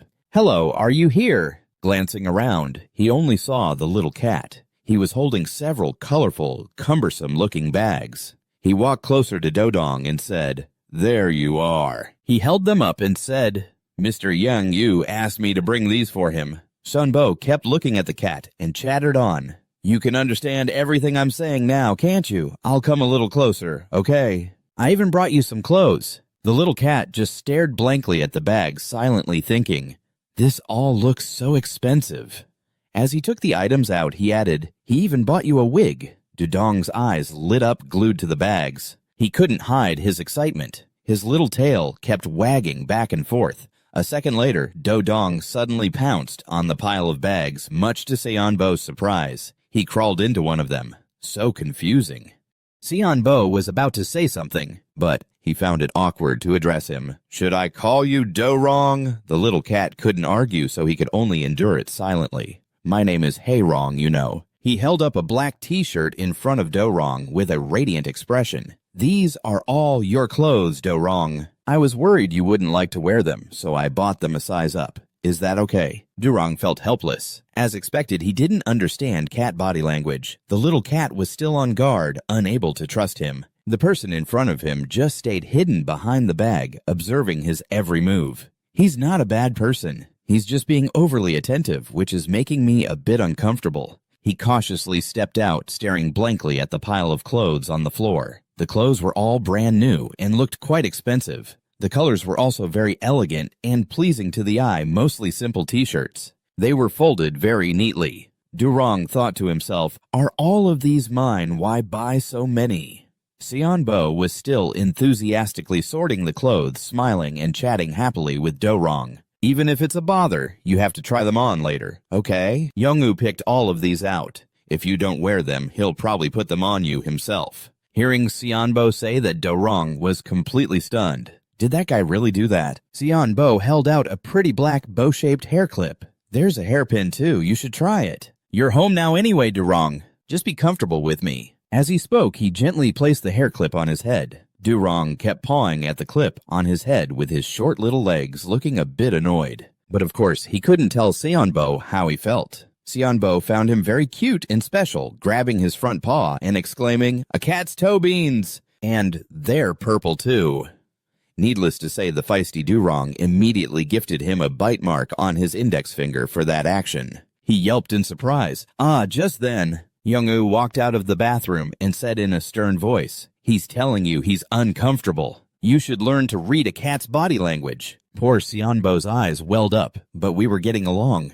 He didn't even scratch when I first came near him. He walked past Seonbo to the little cat, picked him up, and cooed, "Do-rong, did you miss me that much?" Seeing that Young-woo wasn't paying him any attention, Seonbo pouted, "I'm leaving." Young-woo ignored Seonbo. In his eyes, there was only the little cat. "What's this? You don't miss me." Seonbo felt like a third wheel and left. Even so, when Young-woo saw that the little cat didn't miss him, he grew sad and sulked. His face fell like a limp noodle after being completely ignored by the kitten. Do-rong thought to himself, "A tiger acting this clingy is pure torture. Of course I missed you." Young-woo gently stroked him and asked, "I bought new clothes today. Have you tried them on yet?" Hearing that, Do-rong immediately jumped out of Young-woo's arms, thinking, "He's not going to make me wear them, is he? What a pain."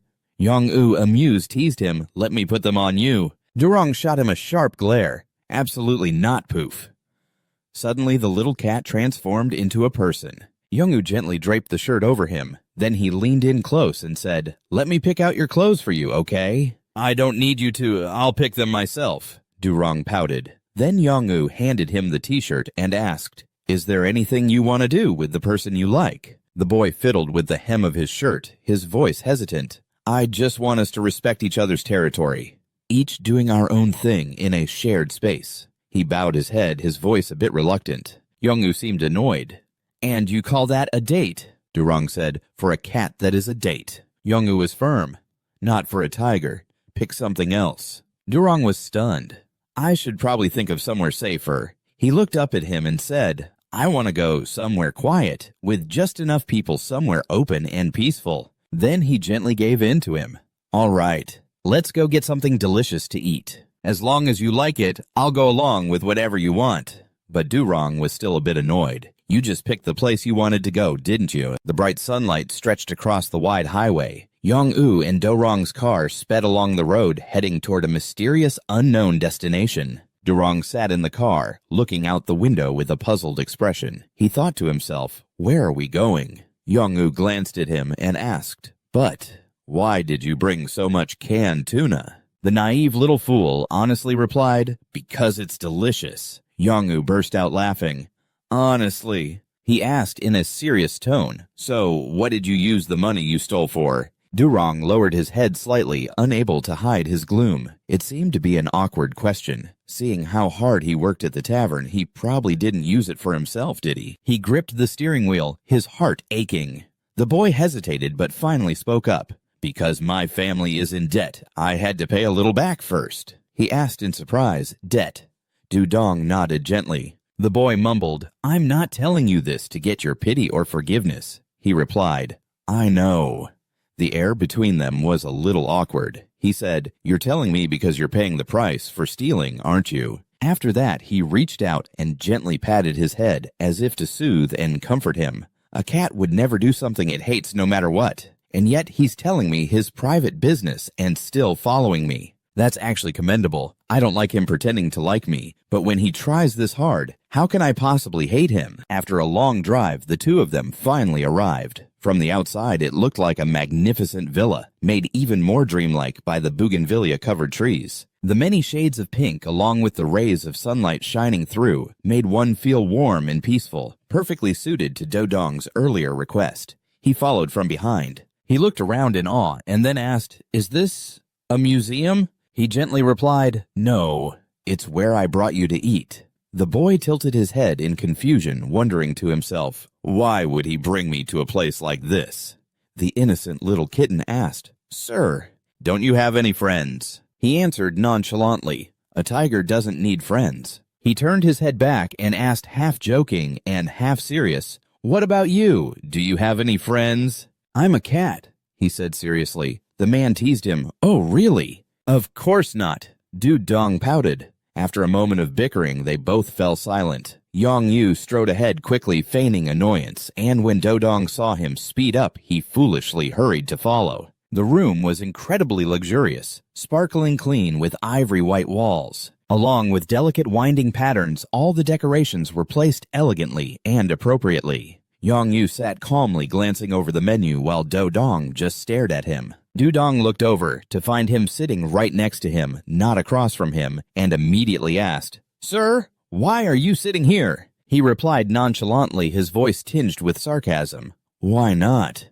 Am I supposed to stand while I eat?" Dodong turned away without a word. A moment later, food was brought out, filling the table. But strangely, every dish involved fish fried.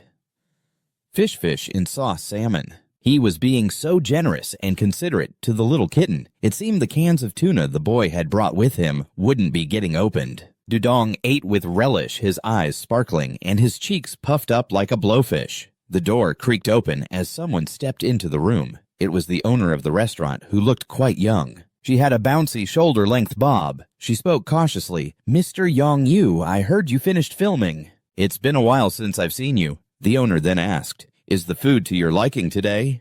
Yang Yu smiled.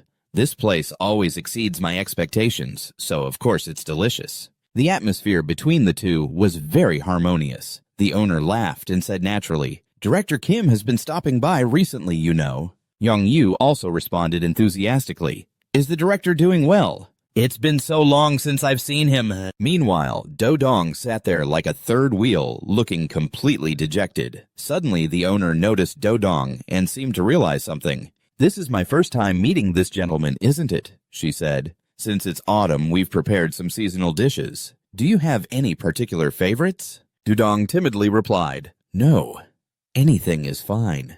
She continued to smile and speak enthusiastically. "We have a dessert that young people really like. Let me recommend one for you." Dodong bowed his head slightly. "Yes." Suddenly, Dodong placed his hand on the man's. He seemed a bit tense. Yang Yu glanced down, slightly surprised. Everyone knows that cats hate strange places and strangers. Cats hate direct eye contact because it's a challenge. For him to lean on me while being on guard, it means he trusts me. The owner talked on for a while before realizing her mistake and saying awkwardly, "Oh, you're about to eat, aren't you? I'm so sorry for interrupting. If you need anything, please call for me." "Wait!" Yang Yu suddenly called her back. He smiled warmly. "That traditional wine you recommended last time. It was delicious. Is there any left?" "Oh my goodness, that was specially prepared for you, Mr. Yang Yu. You still remember?" It was clear Yang Yu was deliberately testing the little kitten to see if he'd get jealous. The two continued their cheerful conversation, while Dodong's face was a clear picture of discomfort. He scooted a little closer to Yang Yu, his tail flicking back and forth behind the man. He nudged his tail against his back as if trying to say, "I'm not very comfortable. Can I go outside?" Yang Yu was secretly thrilled. Inwardly, he's relying on me, but outwardly, he's pretending he doesn't like it. He thought smugly. Yang Yu looked up and said to the owner, Well, I'll be counting on you next time I visit. I'll have to buy it all before it runs out. Of course, you're always welcome. After the owner left, he turned to the boy and asked with concern, "Is the food here okay?" Dudong looked down at his plate of fish and said, "Yes, it's my first time eating grilled fish like this." He gently explained, "It's grilled rockfish." As Do-rong mumbled with a mouthful of grilled rockfish, Yong-u leaned in and asked, "Hey, did that owner lady earlier make you uncomfortable?" "Yeah," Do-rong replied, biting his chopsticks with a slight frown. Yong-u asked, "That manager I always see, he hits you a lot, doesn't he? So what's the deal? You just hate people from the start." "I've always hated most people." Do-rong was clearly sulking. Yong-u propped his chin on his hand and smiled gently. "Then, what about me?" Do-rong pouted. Seeing that adorable look made Yong-u chuckle in spite of himself. He thought, he's so cute. Now I get it. Why people still want to hug a cat even after it scratches them. While picking up some food, Do-rong mumbled out of everyone, "You're the one I hate the least." Yong-u asked, "So does that mean you only like me?" Do-rong hesitated. "Yeah."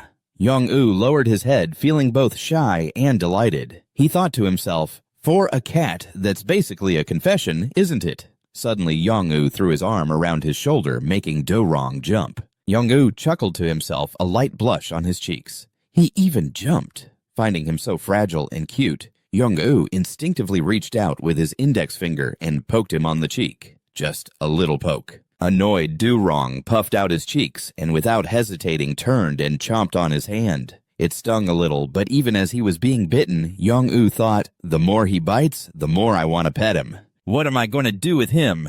The corners of his mouth curled into a slight smile. Noticing Do-rong's pensive look, Yong-u asked, "What are you thinking about so hard while we're eating?" Do-rong's cheeks were stuffed with food, and he looked slightly irritated. "Can I say something?" he asked. Yong-u replied, "Go ahead, it's not like you ever care what I think anyway."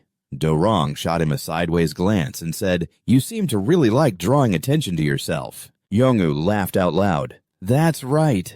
I'm trying to get your attention." Before long, night fell, and the two of them returned home. The quiet house, with a warm yellow light spilling out into the garden full of paper flowers, gave off a cozy and peaceful feeling. But inside it was a different story. A mixture of meows and human voices could be heard. "Meow, what is it?" The two of them were looking at a photo Yong-u had taken. In it, Yong-u was smiling fondly, while Do-rong in the corner of the frame stared into the camera with his big round eyes. After seeing the photo, Do-rong's frustration was obvious in his eyes, his tail twitching back and forth. "Why can you only see my eyes?" The kitten gestured. "Is your hand just for show?" Yong-u said, "That's just my photography style." Do-rong frowned. "Just take the picture the way I tell you." And so Yong-u obediently listened to the fussy cat. Then the kitten started directing him. "Hand higher, tilt the phone." Yong-u did exactly as he was told. Yong-u fumbled, getting it wrong, and was immediately nagged by the little cat. "Not like that. This is so frustrating." The kitten was losing his patience with this block of wood Yong-u, so he gave him a sharp bite. Yong-u snatched his hand back with a pained expression. "There he goes, biting my hand again." Yong-u said, "I have to post this before the show airs. Please just work with me a little. You should take a look at who's really not cooperating here." Do-rong glared at him, and so they tried countless more times, always with that same arm-raised pose. "Wait, what is it now?" Yong-u asked, exasperated. "Let me fix myself up first," the sassy cat declared, as Do-rong began smoothing the fur on his own head. The kitten ran over to Yong-u's wrist using his tiny body to adjust the angle of his hand. After shifting it back and forth, Do-rong was finally somewhat satisfied.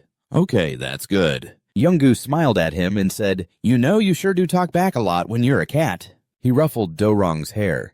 "But hey, the photo you took came out pretty nice." The kitten blushed at the compliment and nuzzled his head against Yong-u's hand. He sneaked a peek at him, wondering, why is he praising me all of a sudden? Yong-u smiled and said to him, "You have a real talent for photography. Didn't you know?" The kitten looked up at him, eyes sparkling. "It's better than yours, you know. This is the one I took earlier." Yong-u showed him the photo on his phone, looking at it with a serious expression. The little cat looked away shyly, thinking to himself, "I only take photos of things I like."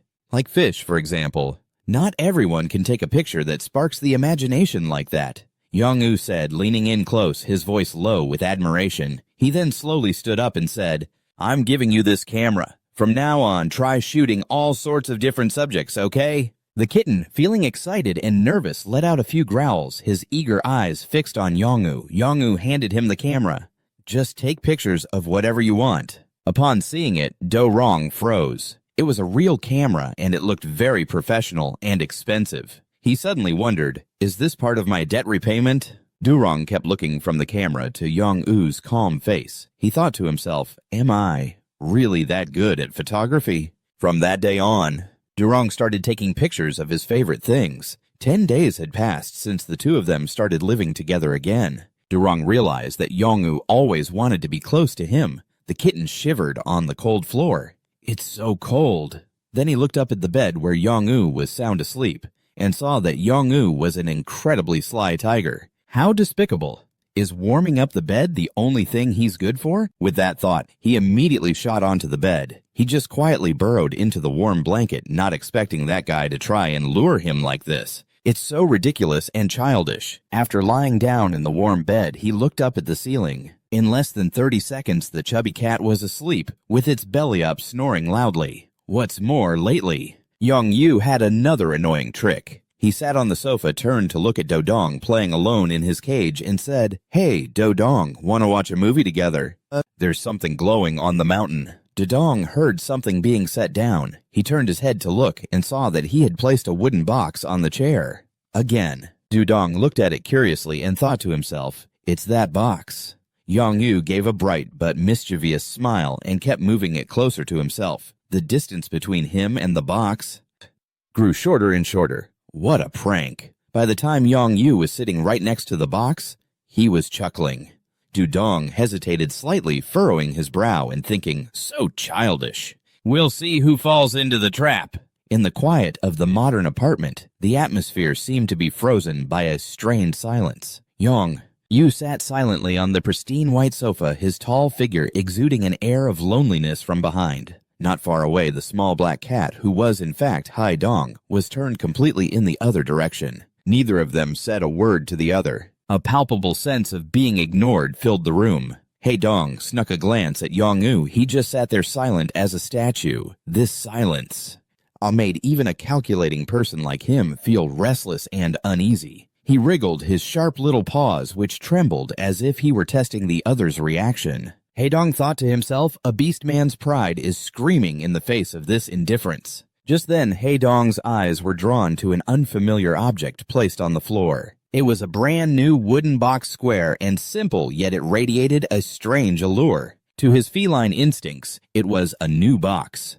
Hai-dong thought to himself, is a beast man's pride screaming in the face of this indifference? I can't take it anymore. Curiosity flared up more intensely than ever before. Hai-dong couldn't hold back any longer. The instinct to get inside a box upon seeing one had triumphed over his usual arrogance. With a single decisive leap, the black cat launched himself into the air, his eyes gleaming, fixed straight on his target. And then, with a single incredibly deft movement, Hai-dong was nestled snugly inside the wooden box. The feeling of the box was tight, yet warm and secure. Enveloping his body, it made Hai-dong curl up in complete contentment. Yong-woo snuck a glance at the little black cat lying obediently in the wooden box right next to him on the sofa. Although on the outside he maintained a calm expression and focused on the TV screen, he couldn't help but feel a warmth rise up inside him. Yong-woo rejoiced inwardly. The lure was a success this time too.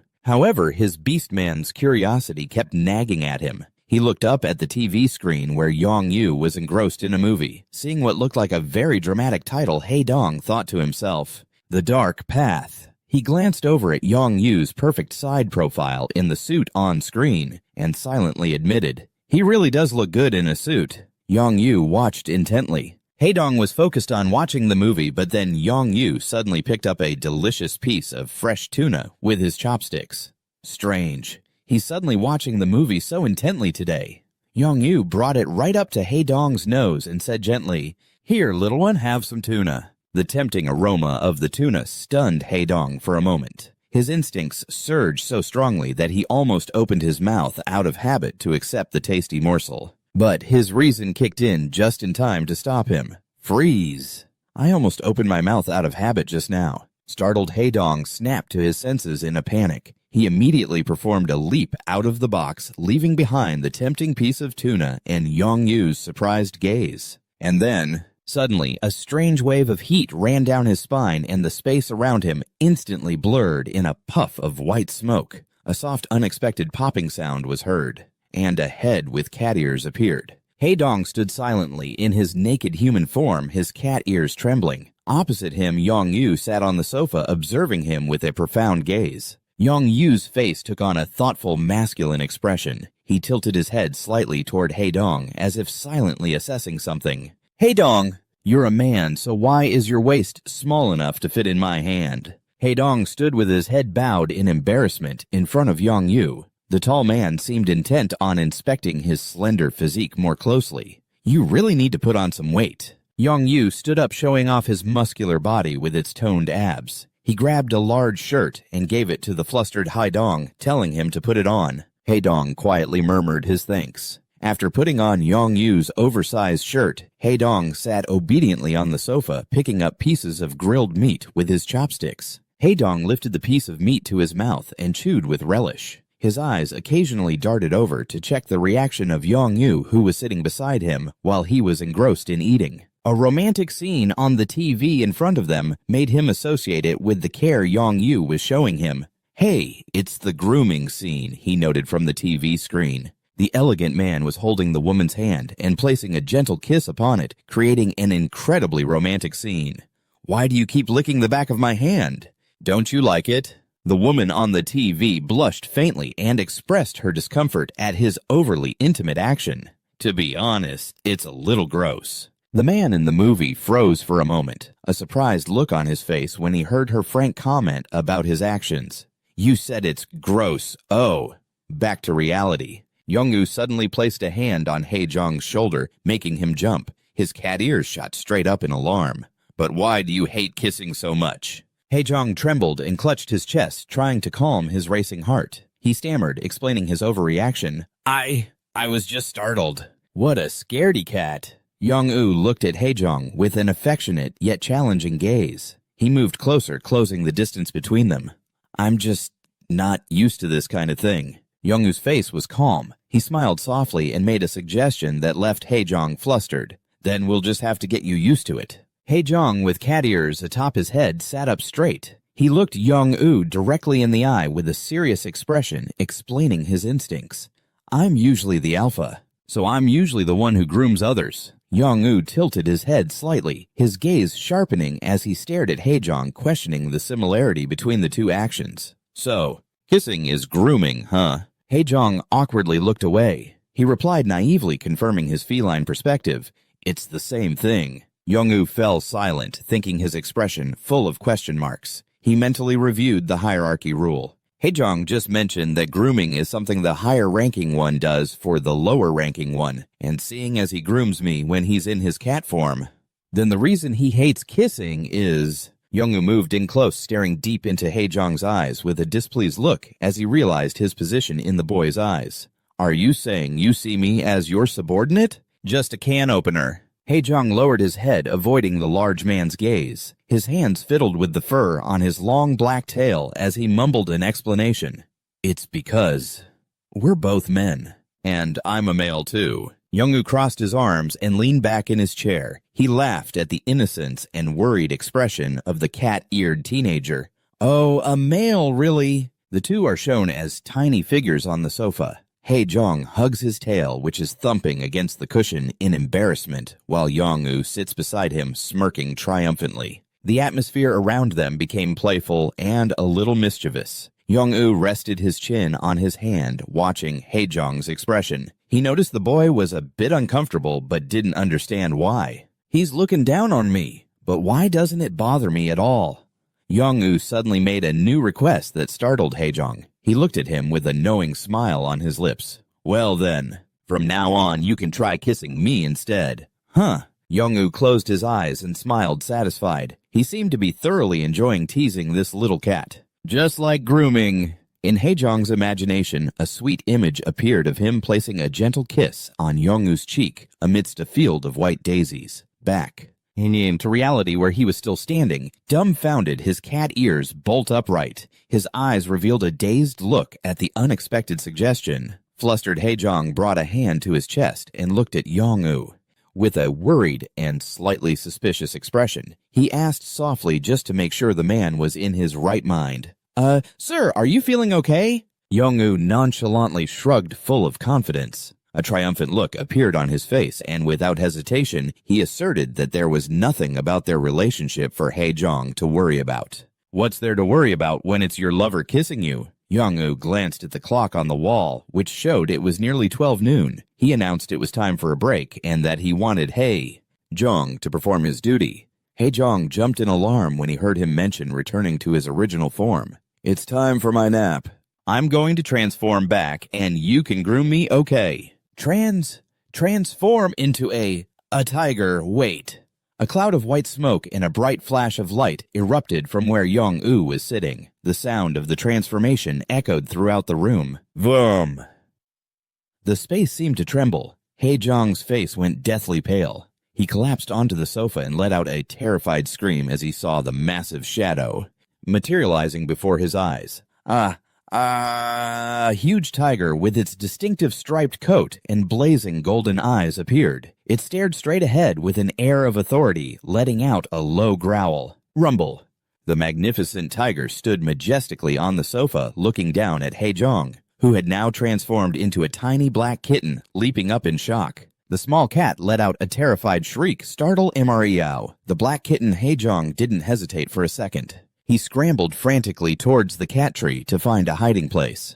Scamper. The tiger Yongwoo sat still on the sofa and looked up at the tiny figure that was now trembling at the top of the tall structure. He thought to himself about the boy's overreaction every time he returned to his true form. Every time I transform, he gets like this, shaking. The huge striped tiger Yongwoo slowly lowered himself onto the white sofa cushions. His sharp eyes glanced toward the small, timid cat in the distance. Yongwoo told himself that, even though they were both beastmen, the other couldn't hide his fear of his powerful presence. He knows we're both shifters, yet he's still so scared. Yongwoo stretched out on the couch, resting his head on his powerful front paws, while his ears remained perked, listening to the sounds around him. He decided to close his eyes to create a quiet atmosphere. I want to see what he'll do when he thinks I'm not looking. I'll just pretend to sleep for now. On the tall wooden cat tree, Haejong, in his small black kitten form, sat motionless. With shimmering, golden eyes full of suspicion, he looked down at the massive form of the tiger lying below, as if trying to determine if he was really asleep or if it was just a trap.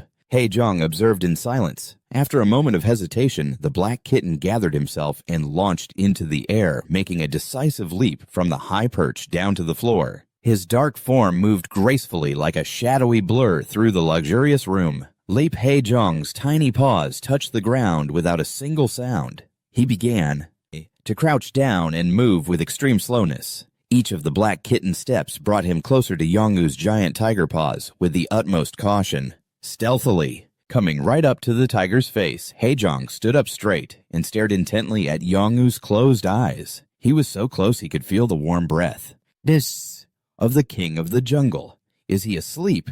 The tiger Yongwoo remained perfectly still, occasionally letting out a soft rumble from his throat like someone deep in a dream. That steady snoring sound echoed throughout the room, completely fooling the little cat GRU into believing his opponent was sound asleep. Haedong's eyes suddenly became mischievous and full of defiance. He lifted one of his front paws high, preparing to do something naughty that he would never normally dare. He looks like he's really asleep.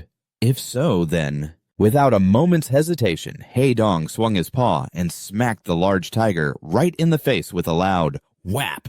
The surprise attack caused Yongwoo's tiger face to contort slightly in astonishment, revealing a look of both pain and bewilderment. Whap hit unexpectedly while pretending to be asleep. Yongwoo, in his tiger form, could only freeze his cheeks flushed red from both embarrassment and surprise at Haedong's boldness. Above his head, the image of his beast spirit was screaming, not understanding what had just happened. Why did he hit me? Ouch. After that fiery slap, the room suddenly fell silent. All that remained was the bewildered gaze of the little black cat, Haejong, staring at the tiger's motionless ears. It seemed Haejong himself was also confused by his own actions. He didn't know if Yong-yu had woken up yet. To make amends, or perhaps out of an instinct to soothe, Haedong leaned forward, wrapping his two front paws around the giant tiger's paw and began to lick it affectionately. His small pink tongue glided lightly over the striped fur, creating soft, tender sounds. Lick, lick.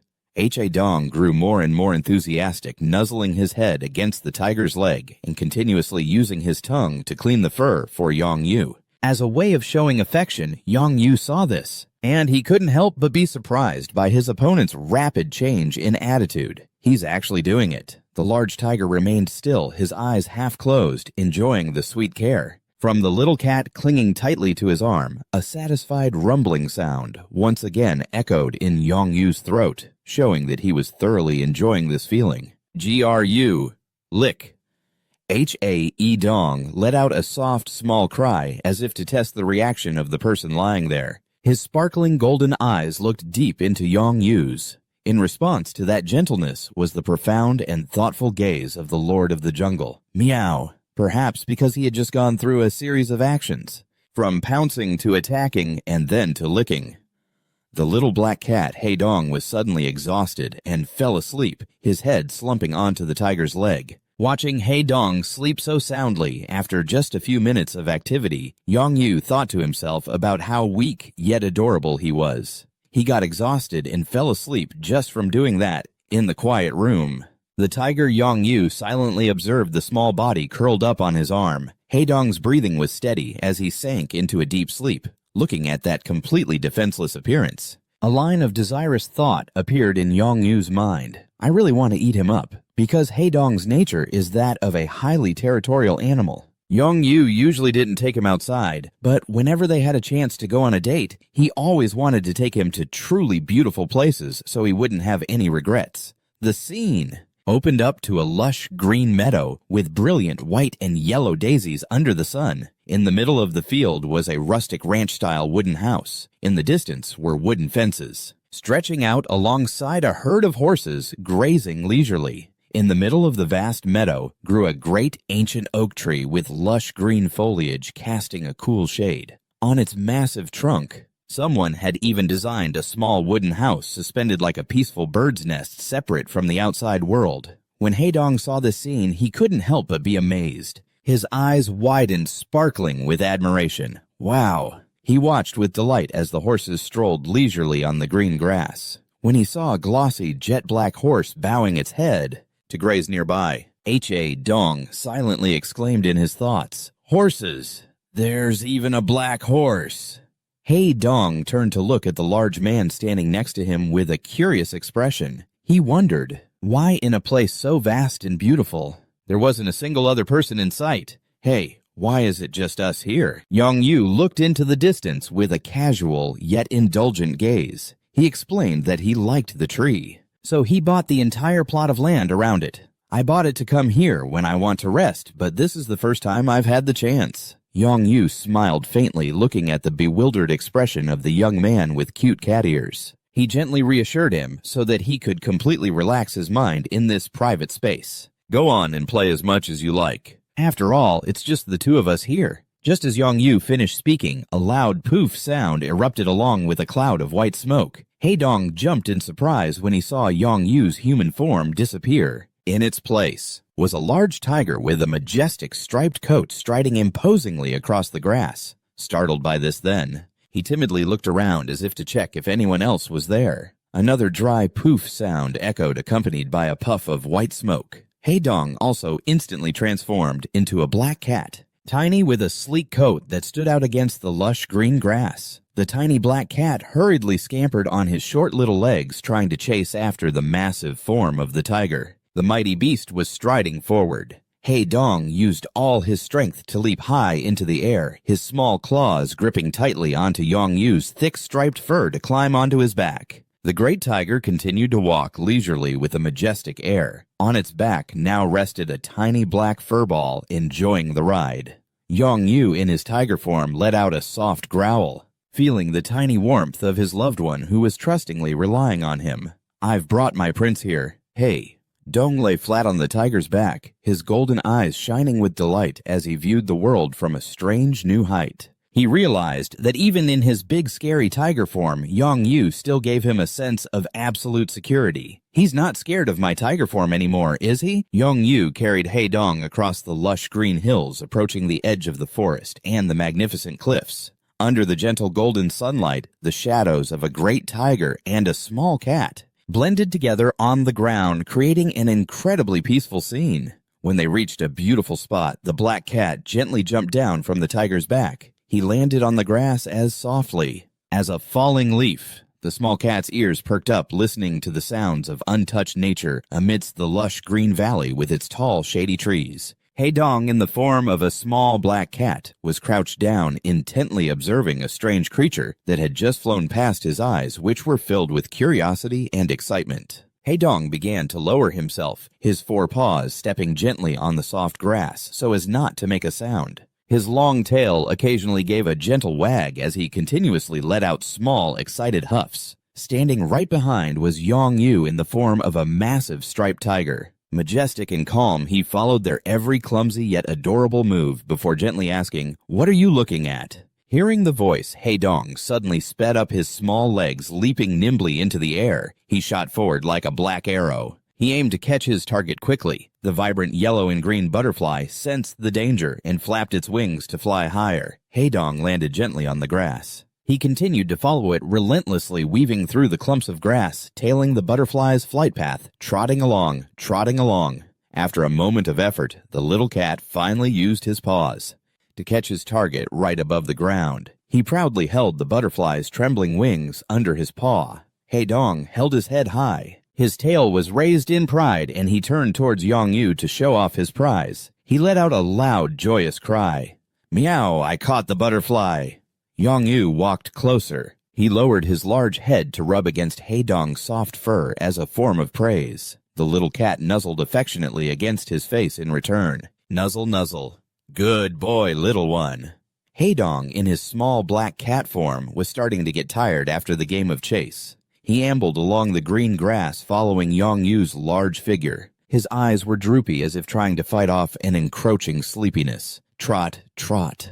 Yong Yu stopped and turned his head to look at his little friend, observing his sluggish pace. He then spoke softly, his voice full of concern. "We should rest here until the broadcast." The large tiger slowly lay down on the soft grass under an ancient tree. The sound of his massive body hitting the ground made a low thud in the quiet space. He was preparing for a comfortable nap. Thump. Seeing that Yong Yu had lain down, He Dong approached him trustingly. He rubbed his head against his thick fur, seeking warmth. The 2 bodies, one large and one small, leaned against each other peacefully amidst the wildflowers. He walked over and nuzzled him intently. Nuzzle, nuzzle. Yong Yu gently used his head to rub the little cat's back. He realized that even though He Dong was very tired, he was still trying to look up at him with his big round eyes. He gently coaxed him to sleep. "Go on and sleep. You look so tired." He Dong snuggled deeper into his embrace, replying in a sleepy voice that was still reluctant for the fun to end.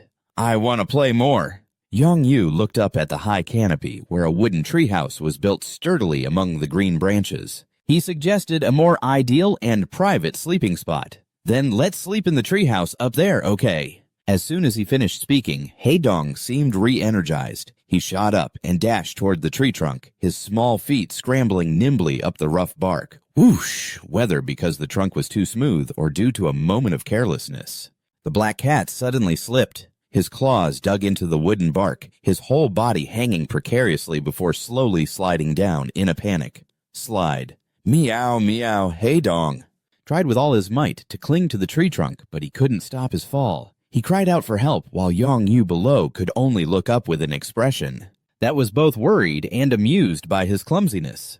Meow. Ha! Then Yong Yu, in his tiger form, suddenly reached out and grabbed the little cat by the scruff of his neck, pulling him down. He Dong cried out in fear. Meow. Yong Yu decisively carried He Dong by his mouth, ignoring the little cat dangling in midair with a look of complete resignation. After a few powerful leaps, He placed him down on the wooden floor of a gazebo amidst the lush green space. Haedong still not. Having recovered, looked around in a daze, then let out a soft meow. Yong-yu said in a low, sarcastic tone, "That was an easy climb, wasn't it?" Haedong looked up with his big, round, golden eyes full of admiration. He looked ahead where a luxurious resting space appeared with vibrant sunflowers and sunlight filtering through the leaves. He couldn't help but marvel at the opulence. Wow! The giant tiger Yong-yu walked majestically across the wooden floor, his muscular body and its graceful black stripes moving under the sunlight. Behind him was the tiny shadow of Haedong scampering along, not leaving his side. He turned his head back to look at him and asked, "Do you like it?" Haedong looked with delight at the soft, pristine white bed placed right in the middle of the breezy gazebo, surrounded by the cool shade of trees and soft dangling silk ribbons. He trotted towards it, thinking to himself, "I want to lie on it too." As soon as the thought crossed his mind, the little cat quickly hopped onto the bed. Yong-yu also curled up and lay down on the white mattress, his brilliant tiger fur. A stark contrast to the pure white of the bed. A soft sound was made as they both enjoyed the relaxation. However, a fleeting moment of confusion ran through Haedong's mind. He startled and lay still, trying to calm himself. His golden eyes flickered with wariness at this overwhelming intimacy. He shifted and squirmed slightly, looking for a more comfortable position, but he couldn't stop his heart from pounding. Yong-yu sensed his companion's restlessness. He lowered his head and gently licked his black fur as a form of reassurance. His voice was low, carrying unconcealed concern. "Get some more sleep." Haedong stared blankly at Yong-yu's strong face at such a close distance. The tenderness in his eyes made him feel flustered. He thought to himself, "What's wrong with me?" This special care made Haedong feel that everything was so strange. He was enjoying the warmth while also wondering about the feelings blooming inside him. Outside the gazebo, the golden sun still danced on the vast green fields and the vibrant sunflowers painting a strangely peaceful scene. So strange, what is... In Haedong's mind, falling white petals symbolized a new beginning. He whispered to himself about the warm feeling that was enveloping him.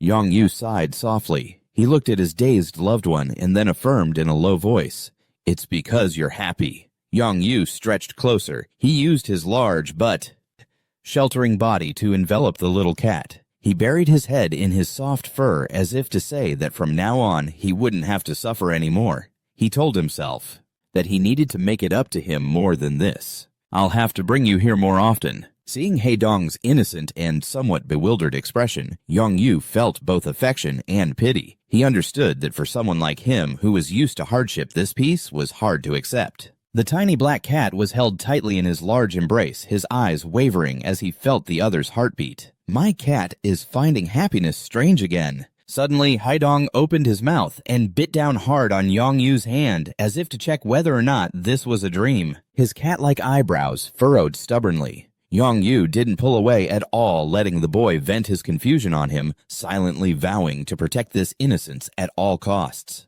"I'll have to teach him how to enjoy this world, even if it takes everything I have." Beneath the green leaves fluttering by the little black cat lay nestled and peaceful on a pair of strong legs. The legs of a mighty tiger. The two of them were immersed in the quiet plains where all storms seemed to have ceased behind the door after a long afternoon nap. A luxurious black car glided smoothly down the highway. Yong-yu and Haedong had just gone out for sushi at the petite young man's request. Now they were on their way back to the villa. Yong-yu glanced over at the person beside him with a meaningful look. He thought to himself that a date in a private place like this, without having to be wary of anyone, seemed to suit Haedong's personality perfectly. He spoke softly to break the silence. "Did you like it?" Haedong sat in the passenger seat. He was still wearing the incredibly adorable black cat ear headband. He smiled gently, his eyes sparkling with joy as he looked at the man beside him. He answered in an obedient tone, "Yes, it's just the two of us, and it's very quiet, so I liked it a lot." Yong-yu thought to himself, so a date where he doesn't have to be wary of anyone with just the two of us really does suit him. Haedong's face grew thoughtful as he looked ahead, his eyes shimmering. He thought to himself that the man beside him was clearly the one who had stolen his heart. But strangely, the more the man pampered him, the happier he felt. Yong-yu glanced over at Haedong, his gaze softer than ever. He told himself that No matter what happened, it would be fine, as long as he was happy. The car stopped at a traffic light that was turning a brilliant red. Amidst the tall buildings, the space inside the car was now completely silent. Haedong was starting to find it impossible to resist. The drowsiness that was washing over him, his head kept bobbing up and down, his eyes shut tight with fatigue. Yong-yu reached his large hand over, gently pressing on the top of Haedong's head with its cat ears. He did this to keep him from swaying his movements, incredibly careful and affectionate. Yong-yu gazed at Haedong's sleeping face with an infatuated look. He mused to himself that when he was fast asleep, he truly looked like a little angel. While deep in his sleep, Haedong suddenly jolted awake. His eyes flew open, his face filled with alarm because of a strange sound. The sharp ring of a phone was echoing insistently in the confined space of the car. The sound was coming from somewhere under the seat, causing him to fumble around in a panic. Both of them in the car froze. Haedong bent down to search, while Yong-yu maintained a calm expression. The ringing continued, forcing him to rummage everywhere. Haedong's hand finally touched the vibrating black phone. He hurriedly swiped the screen to check the call or notification that was displayed. Haedong held the phone in his hand with an expression of utter surprise and confusion. He stared at the screen, wondering why it could still be working. He wondered, my phone number was supposed to have been disconnected, wasn't it? The black car glided past modern office buildings. Yong-yu's train of thought revealed that he had secretly had his manager thoroughly investigate Haedong's debts. When he found out the boy's phone number was disconnected, he immediately had someone reactivate it. Yong-yu looked out this window with a cold expression, but his mind was calculating. He thought to himself that reactivating his means of contact was a precaution in case the boy tried to run away again. That way he could still find him. Yong-yu continued to drive, feigning ignorance at Haedong's surprise. He was secretly worried that if he told the truth, that he had interfered in this private matter, the boy would surely hate him for it. Yong-yu sat in the driver's seat, his eyes glancing at the rearview mirror. That's how he had learned that Haedong's family was still carrying a massive debt of hundreds of millions of won.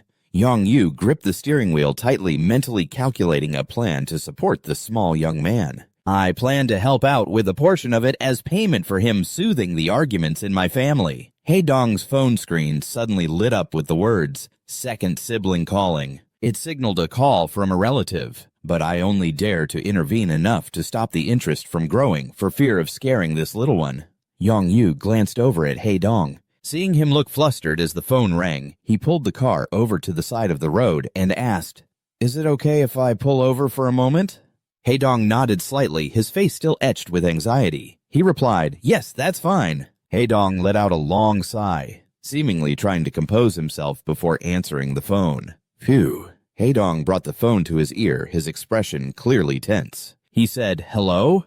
On the other end of the line was the sound of Haedong's little sister sobbing, her voice trembling with worry. She asked, Big brother, where are you?" Haedong looked out of the car window, his gaze sad as he heard his sister's cries. He asked, "Why are you crying? Did Grandma yell at you again?" On the other end of the line, his little sister sniffled, her cheeks flushed from crying so much. She explained, "No, it's not that.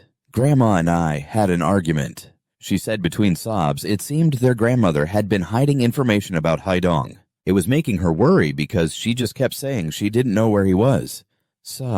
She won't say anything at all. The little girl clutched the hem of her shirt, her hands trembling with fear that something bad had happened to her brother. "But, she said she bought me a new coat with money you sent." Her fear peaked and she couldn't hold back anymore. She blurted out her worst fear, crying in gasps. "Brother, don't tell me. The creditors took you away, did they?" Yong-yu flinched slightly, looking away with a sense of helplessness. "That creditor is probably me." Haedong gripped the phone tightly, a flicker of confusion in his eyes as he tried to find a suitable explanation for his sister. He quickly reassured her, "I just went to work far away." "It's just a small thing? Why are you crying?" "Stop it now." Haedong pressed his lips together, trying to keep his voice as calm as possible so his sister wouldn't notice the turmoil inside him. He continued, "I'm really okay. I'll be home as soon as I'm done with work. And remember to apologize to Grandma, okay?" Haedong pressed his finger on the end call button on the touchscreen, ending the anxious conversation. Yanwu focused on driving, but didn't forget to observe. He watched the person next to him through the rearview mirror. He remained silent, giving Haedong some private space to think.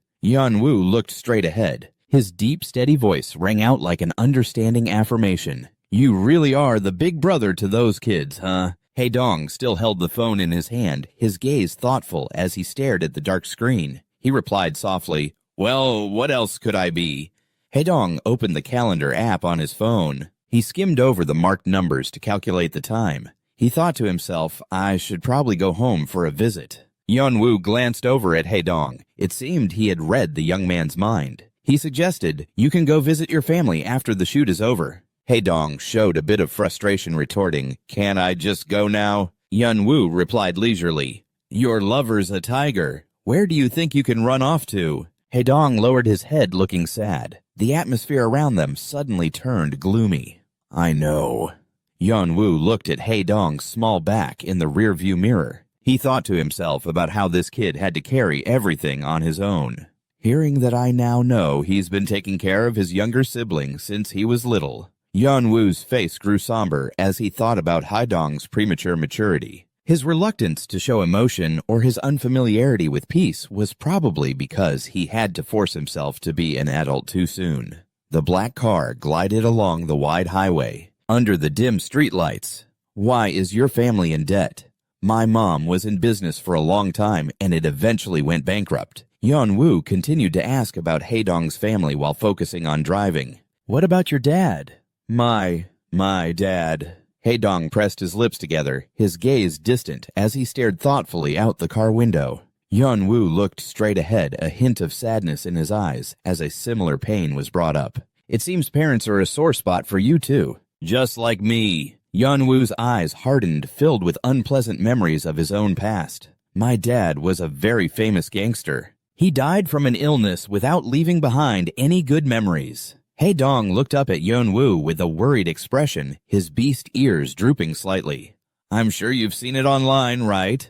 "If I say that I have, will you hate me?" "Why would I hate you?" A close-up of Haedong's hands anxiously twisting together, wrinkling the hem of his white shirt. "My dad was a very successful businessman, but when I was in elementary school, he left home." Haedong kept his head down, hiding the sadness that was clear on his face, saying that because of me, his business was starting to fail. Yeonwoo frowned indignant at the father's selfish reason. "What nonsense. So my mom had to struggle and open a shop to raise me and my siblings." Yeonwoo drove on, lost in thought, his hand tapping a contemplative rhythm on the steering wheel. His file says his mother passed away, which is why he had to mature so early. The space suddenly fell silent, leaving only thoughts about the state of society. Discrimination against beastmen has lessened a lot now. An old memory surfaced in his mind, an image of a young Haedong being held and protected by a woman. But things were different over 15 years ago when Haedong was little, in the faded memory. A small Haedong sat huddled on the steps behind him, the tall figure of a man turning his back and walking away. Back then, the discrimination was horrific. The sound of a door slamming shut echoed in his mind, ending a painful piece of the past. So Haedong's father was probably swept up in those ideas too. Back in the present, Haedong gently raised a hand to smooth his hair and ears, his eyes still tinged with sadness in the quiet cabin of the car. Yeonwoo focused on driving, but his eyes couldn't hide his pensive look as he listened to the story of the person beside him. "I just can't understand it." Haedong raised his hand to gently stroke his hair. It revealed his soft cat ears, which were drooping sadly. He recalled the difficult days after he left school. His voice dropped. "So, right after graduation, I went to work immediately. One time I heard about a high-paying job, so I went to try it out." Haedong's eyes were distant, as if looking back at a haunting past. He realized the cruel truth with bitterness. Behind the promise of a good job, his lips tightened as he uttered, "I never thought it'd be a place where you sell your body." He lowered his head even more, the shadows in the car concealing the shame in his eyes. Haedong trembled as he recounted the exploitation by those cruel people. He was terrified of facing reality. "When I wanted to quit, they threatened to make me pay a compensation fee that would leave me broke.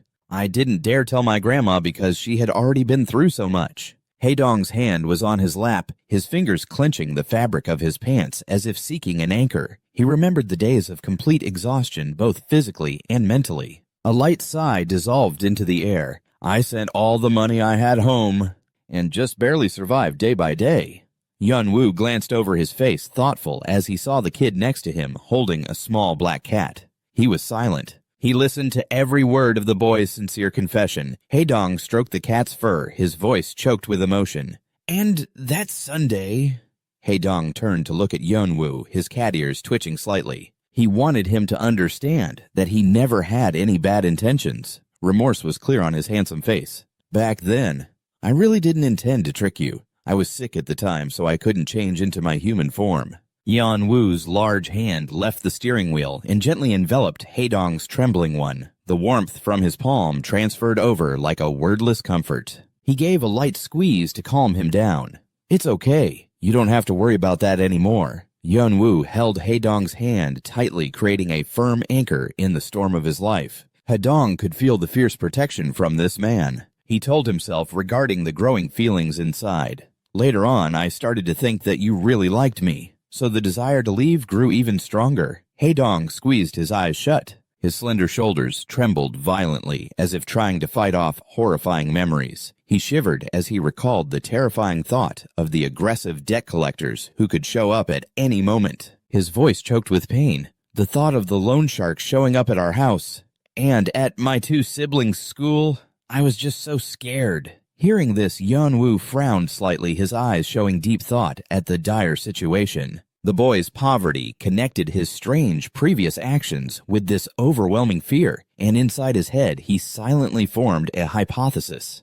Because of what happened, is that why he lashed out and stole something? The car was still speeding down the road, and the two of them were still talking. Stealing is a very bad thing, you know that, right? But I think if you report it to the police, things will be easier. Easier in what way? Haedong sat quietly in the car, his eyes downcast in resignation. He said softly, "You'll get the public sympathy. As for me, I'll just get criticized a little, then go to jail, and it'll all be over." Haedong's small hands clenched together, trembling with anxiety. He continued to mumble, "It's a good thing I can even pay off my family's debt. Besides, I can't pretend to be a cat and stay by your side for the rest of my life." Yong-woo frowned, his expression stern. His eyes showed his displeasure at the other's self-deprecating words. He asked, "You think being criticized by people is a normal thing?" Haedong turned his face away, not daring to look directly at Yong-woo. He mumbled, "Well, people don't like me anyway, so it's fine."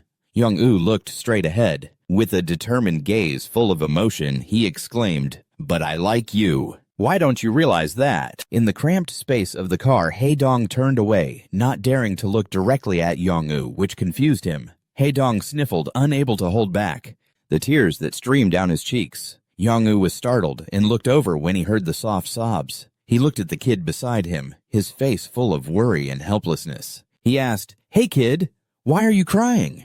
Haedong's face was flushed, tears falling uncontrollably. It made him unable to speak properly. He cried while denying it. I'm not crying." The black car screeched to a halt in the middle of the road, its tires making a piercing sound on the asphalt. The screeching sound shattered the quiet afternoon atmosphere. Haedong was still sniffling, his eyes blurry with tears. He thought to himself, tigers sure have a strange taste. Yong-woo reached out with his large hand and gently used his sleeve to wipe away the tears from Haedong's blushing face. Haedong could only let out a choked sob. "What's so strange about it? Are you that sad?" Yong-woo sighed softly, giving in to his beloved's vulnerability. He said, all right. I admit I have a strange taste, so please stop crying." Haedong took a deep breath, trying to hold back his tears, but they just wouldn't stop. Suddenly, a bright light enveloped Haedong. With a soft pop, he transformed back into a tiny black cat lost in a pile of oversized clothes. The little black cat looked up with his big round, watery eyes at Yong-woo, full of remorse. "Sir, I'm sorry." The little cat stretched out its two front paws, trying to look cute to be forgiven.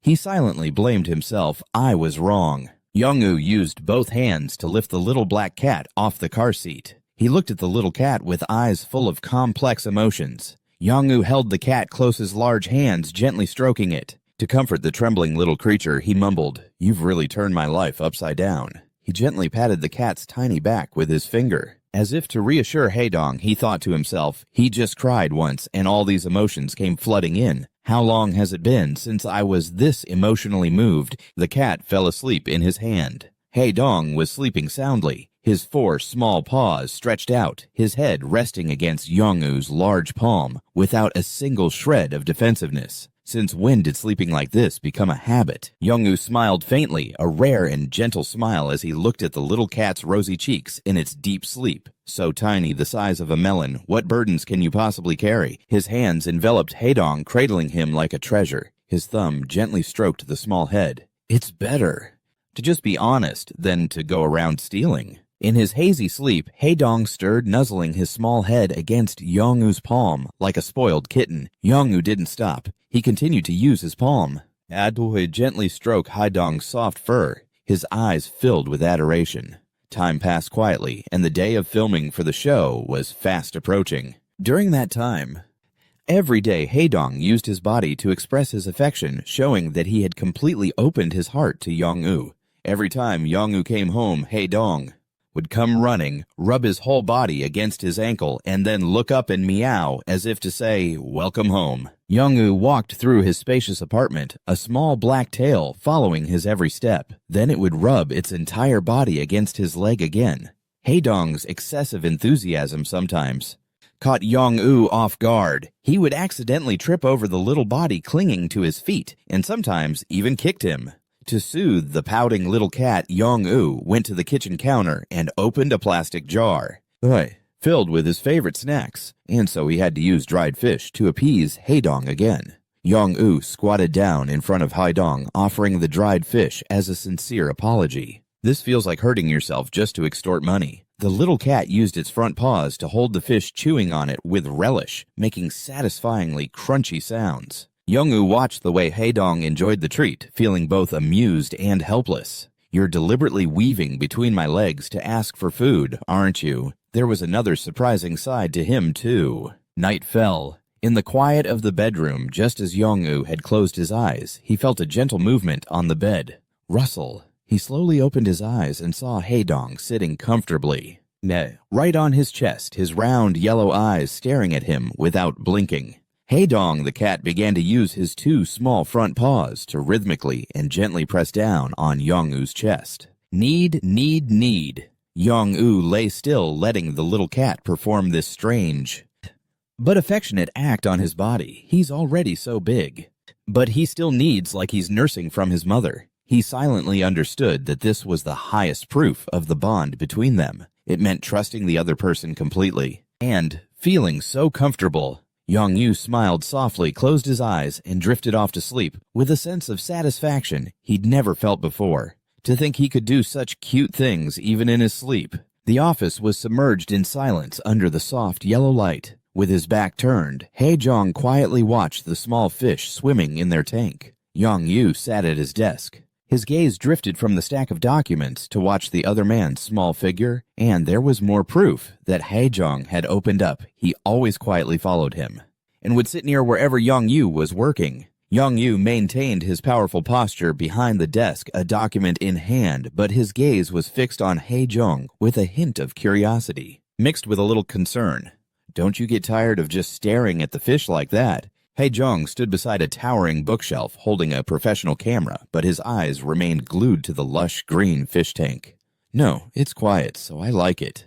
Haedong raised the camera to eye level, concentrating on adjusting the lens to capture every single movement of the fish. A series of thumbnail images appeared. There were shots of Haedong in every corner of the room, sometimes standing by the fish tank, other times leaning over the desk to line up the perfect angle. Seeing this, Yongwoo thought to himself, "He's so consistent with his photos." Yongwoo tilted his head slightly, glancing toward Haedong. A serious, calculating thought formed in his eyes. "I guess it's time to have this conversation." While Haedong was engrossed in his photography, Yongwoo spoke up. "Haedong." Leaning back in his chair, Yongwoo folded his hands in front of his chest and began to speak in a low voice. "I've been posting the photos you've taken on my SNS lately." Yong-Yu's gaze became more direct, sharper as he watched for Hae-jong's reaction to this important piece of information. After seeing those posts, I received an advertising offer from a company. Hae-jong's eyes widened, his face a mask of astonishment as he continued to cradle his professional camera. Really? Yong-Yu held his phone up in front of Hae-jong so he could see the screen clearly. Still dazed, Hae-jong stared at it, clutching his camera. It was from a furniture brand. They said that as soon as they saw the picture you took, they immediately wanted to collaborate on an ad. The screen showed a picture of Yong-Yu sleeping peacefully on a pillow. His hair was falling gently over his forehead. Thanks to the angle and concept you came up with, this photo shows a completely different side of me. Hae-jong lowered his head slightly, his animal ears drooping humbly at Yong-Yu's praise. I liked the photo, and it even brought in an advertising deal. So of course, Hae-jong has to be compensated for it. It's only natural. Hae-jong stood silently watching Yong-Yu's figure, a sense of worry about this sudden change growing inside him. So from now on, for every picture that gets posted on SNS, you'll receive an additional stipend from my management company. Yong-Yu leaned back in his chair, looking up at the stunned Hae-jong. Question marks practically floated around his head as he stared in disbelief. Oh, so that's it. This is for you. A suspicious look was clear on Hae-jong's face. He couldn't understand why he was receiving this kind of special treatment. But why? Yong-Yu tilted his head slightly, a little confused by why Hae-jong was having such a strong reaction to being paid for his work. It's payment you've rightfully earned. What's the matter? Hae-jong hesitated and looked down, his hands tightening on his camera strap. He still felt like something wasn't right. Even so, isn't it strange for me to take money for this model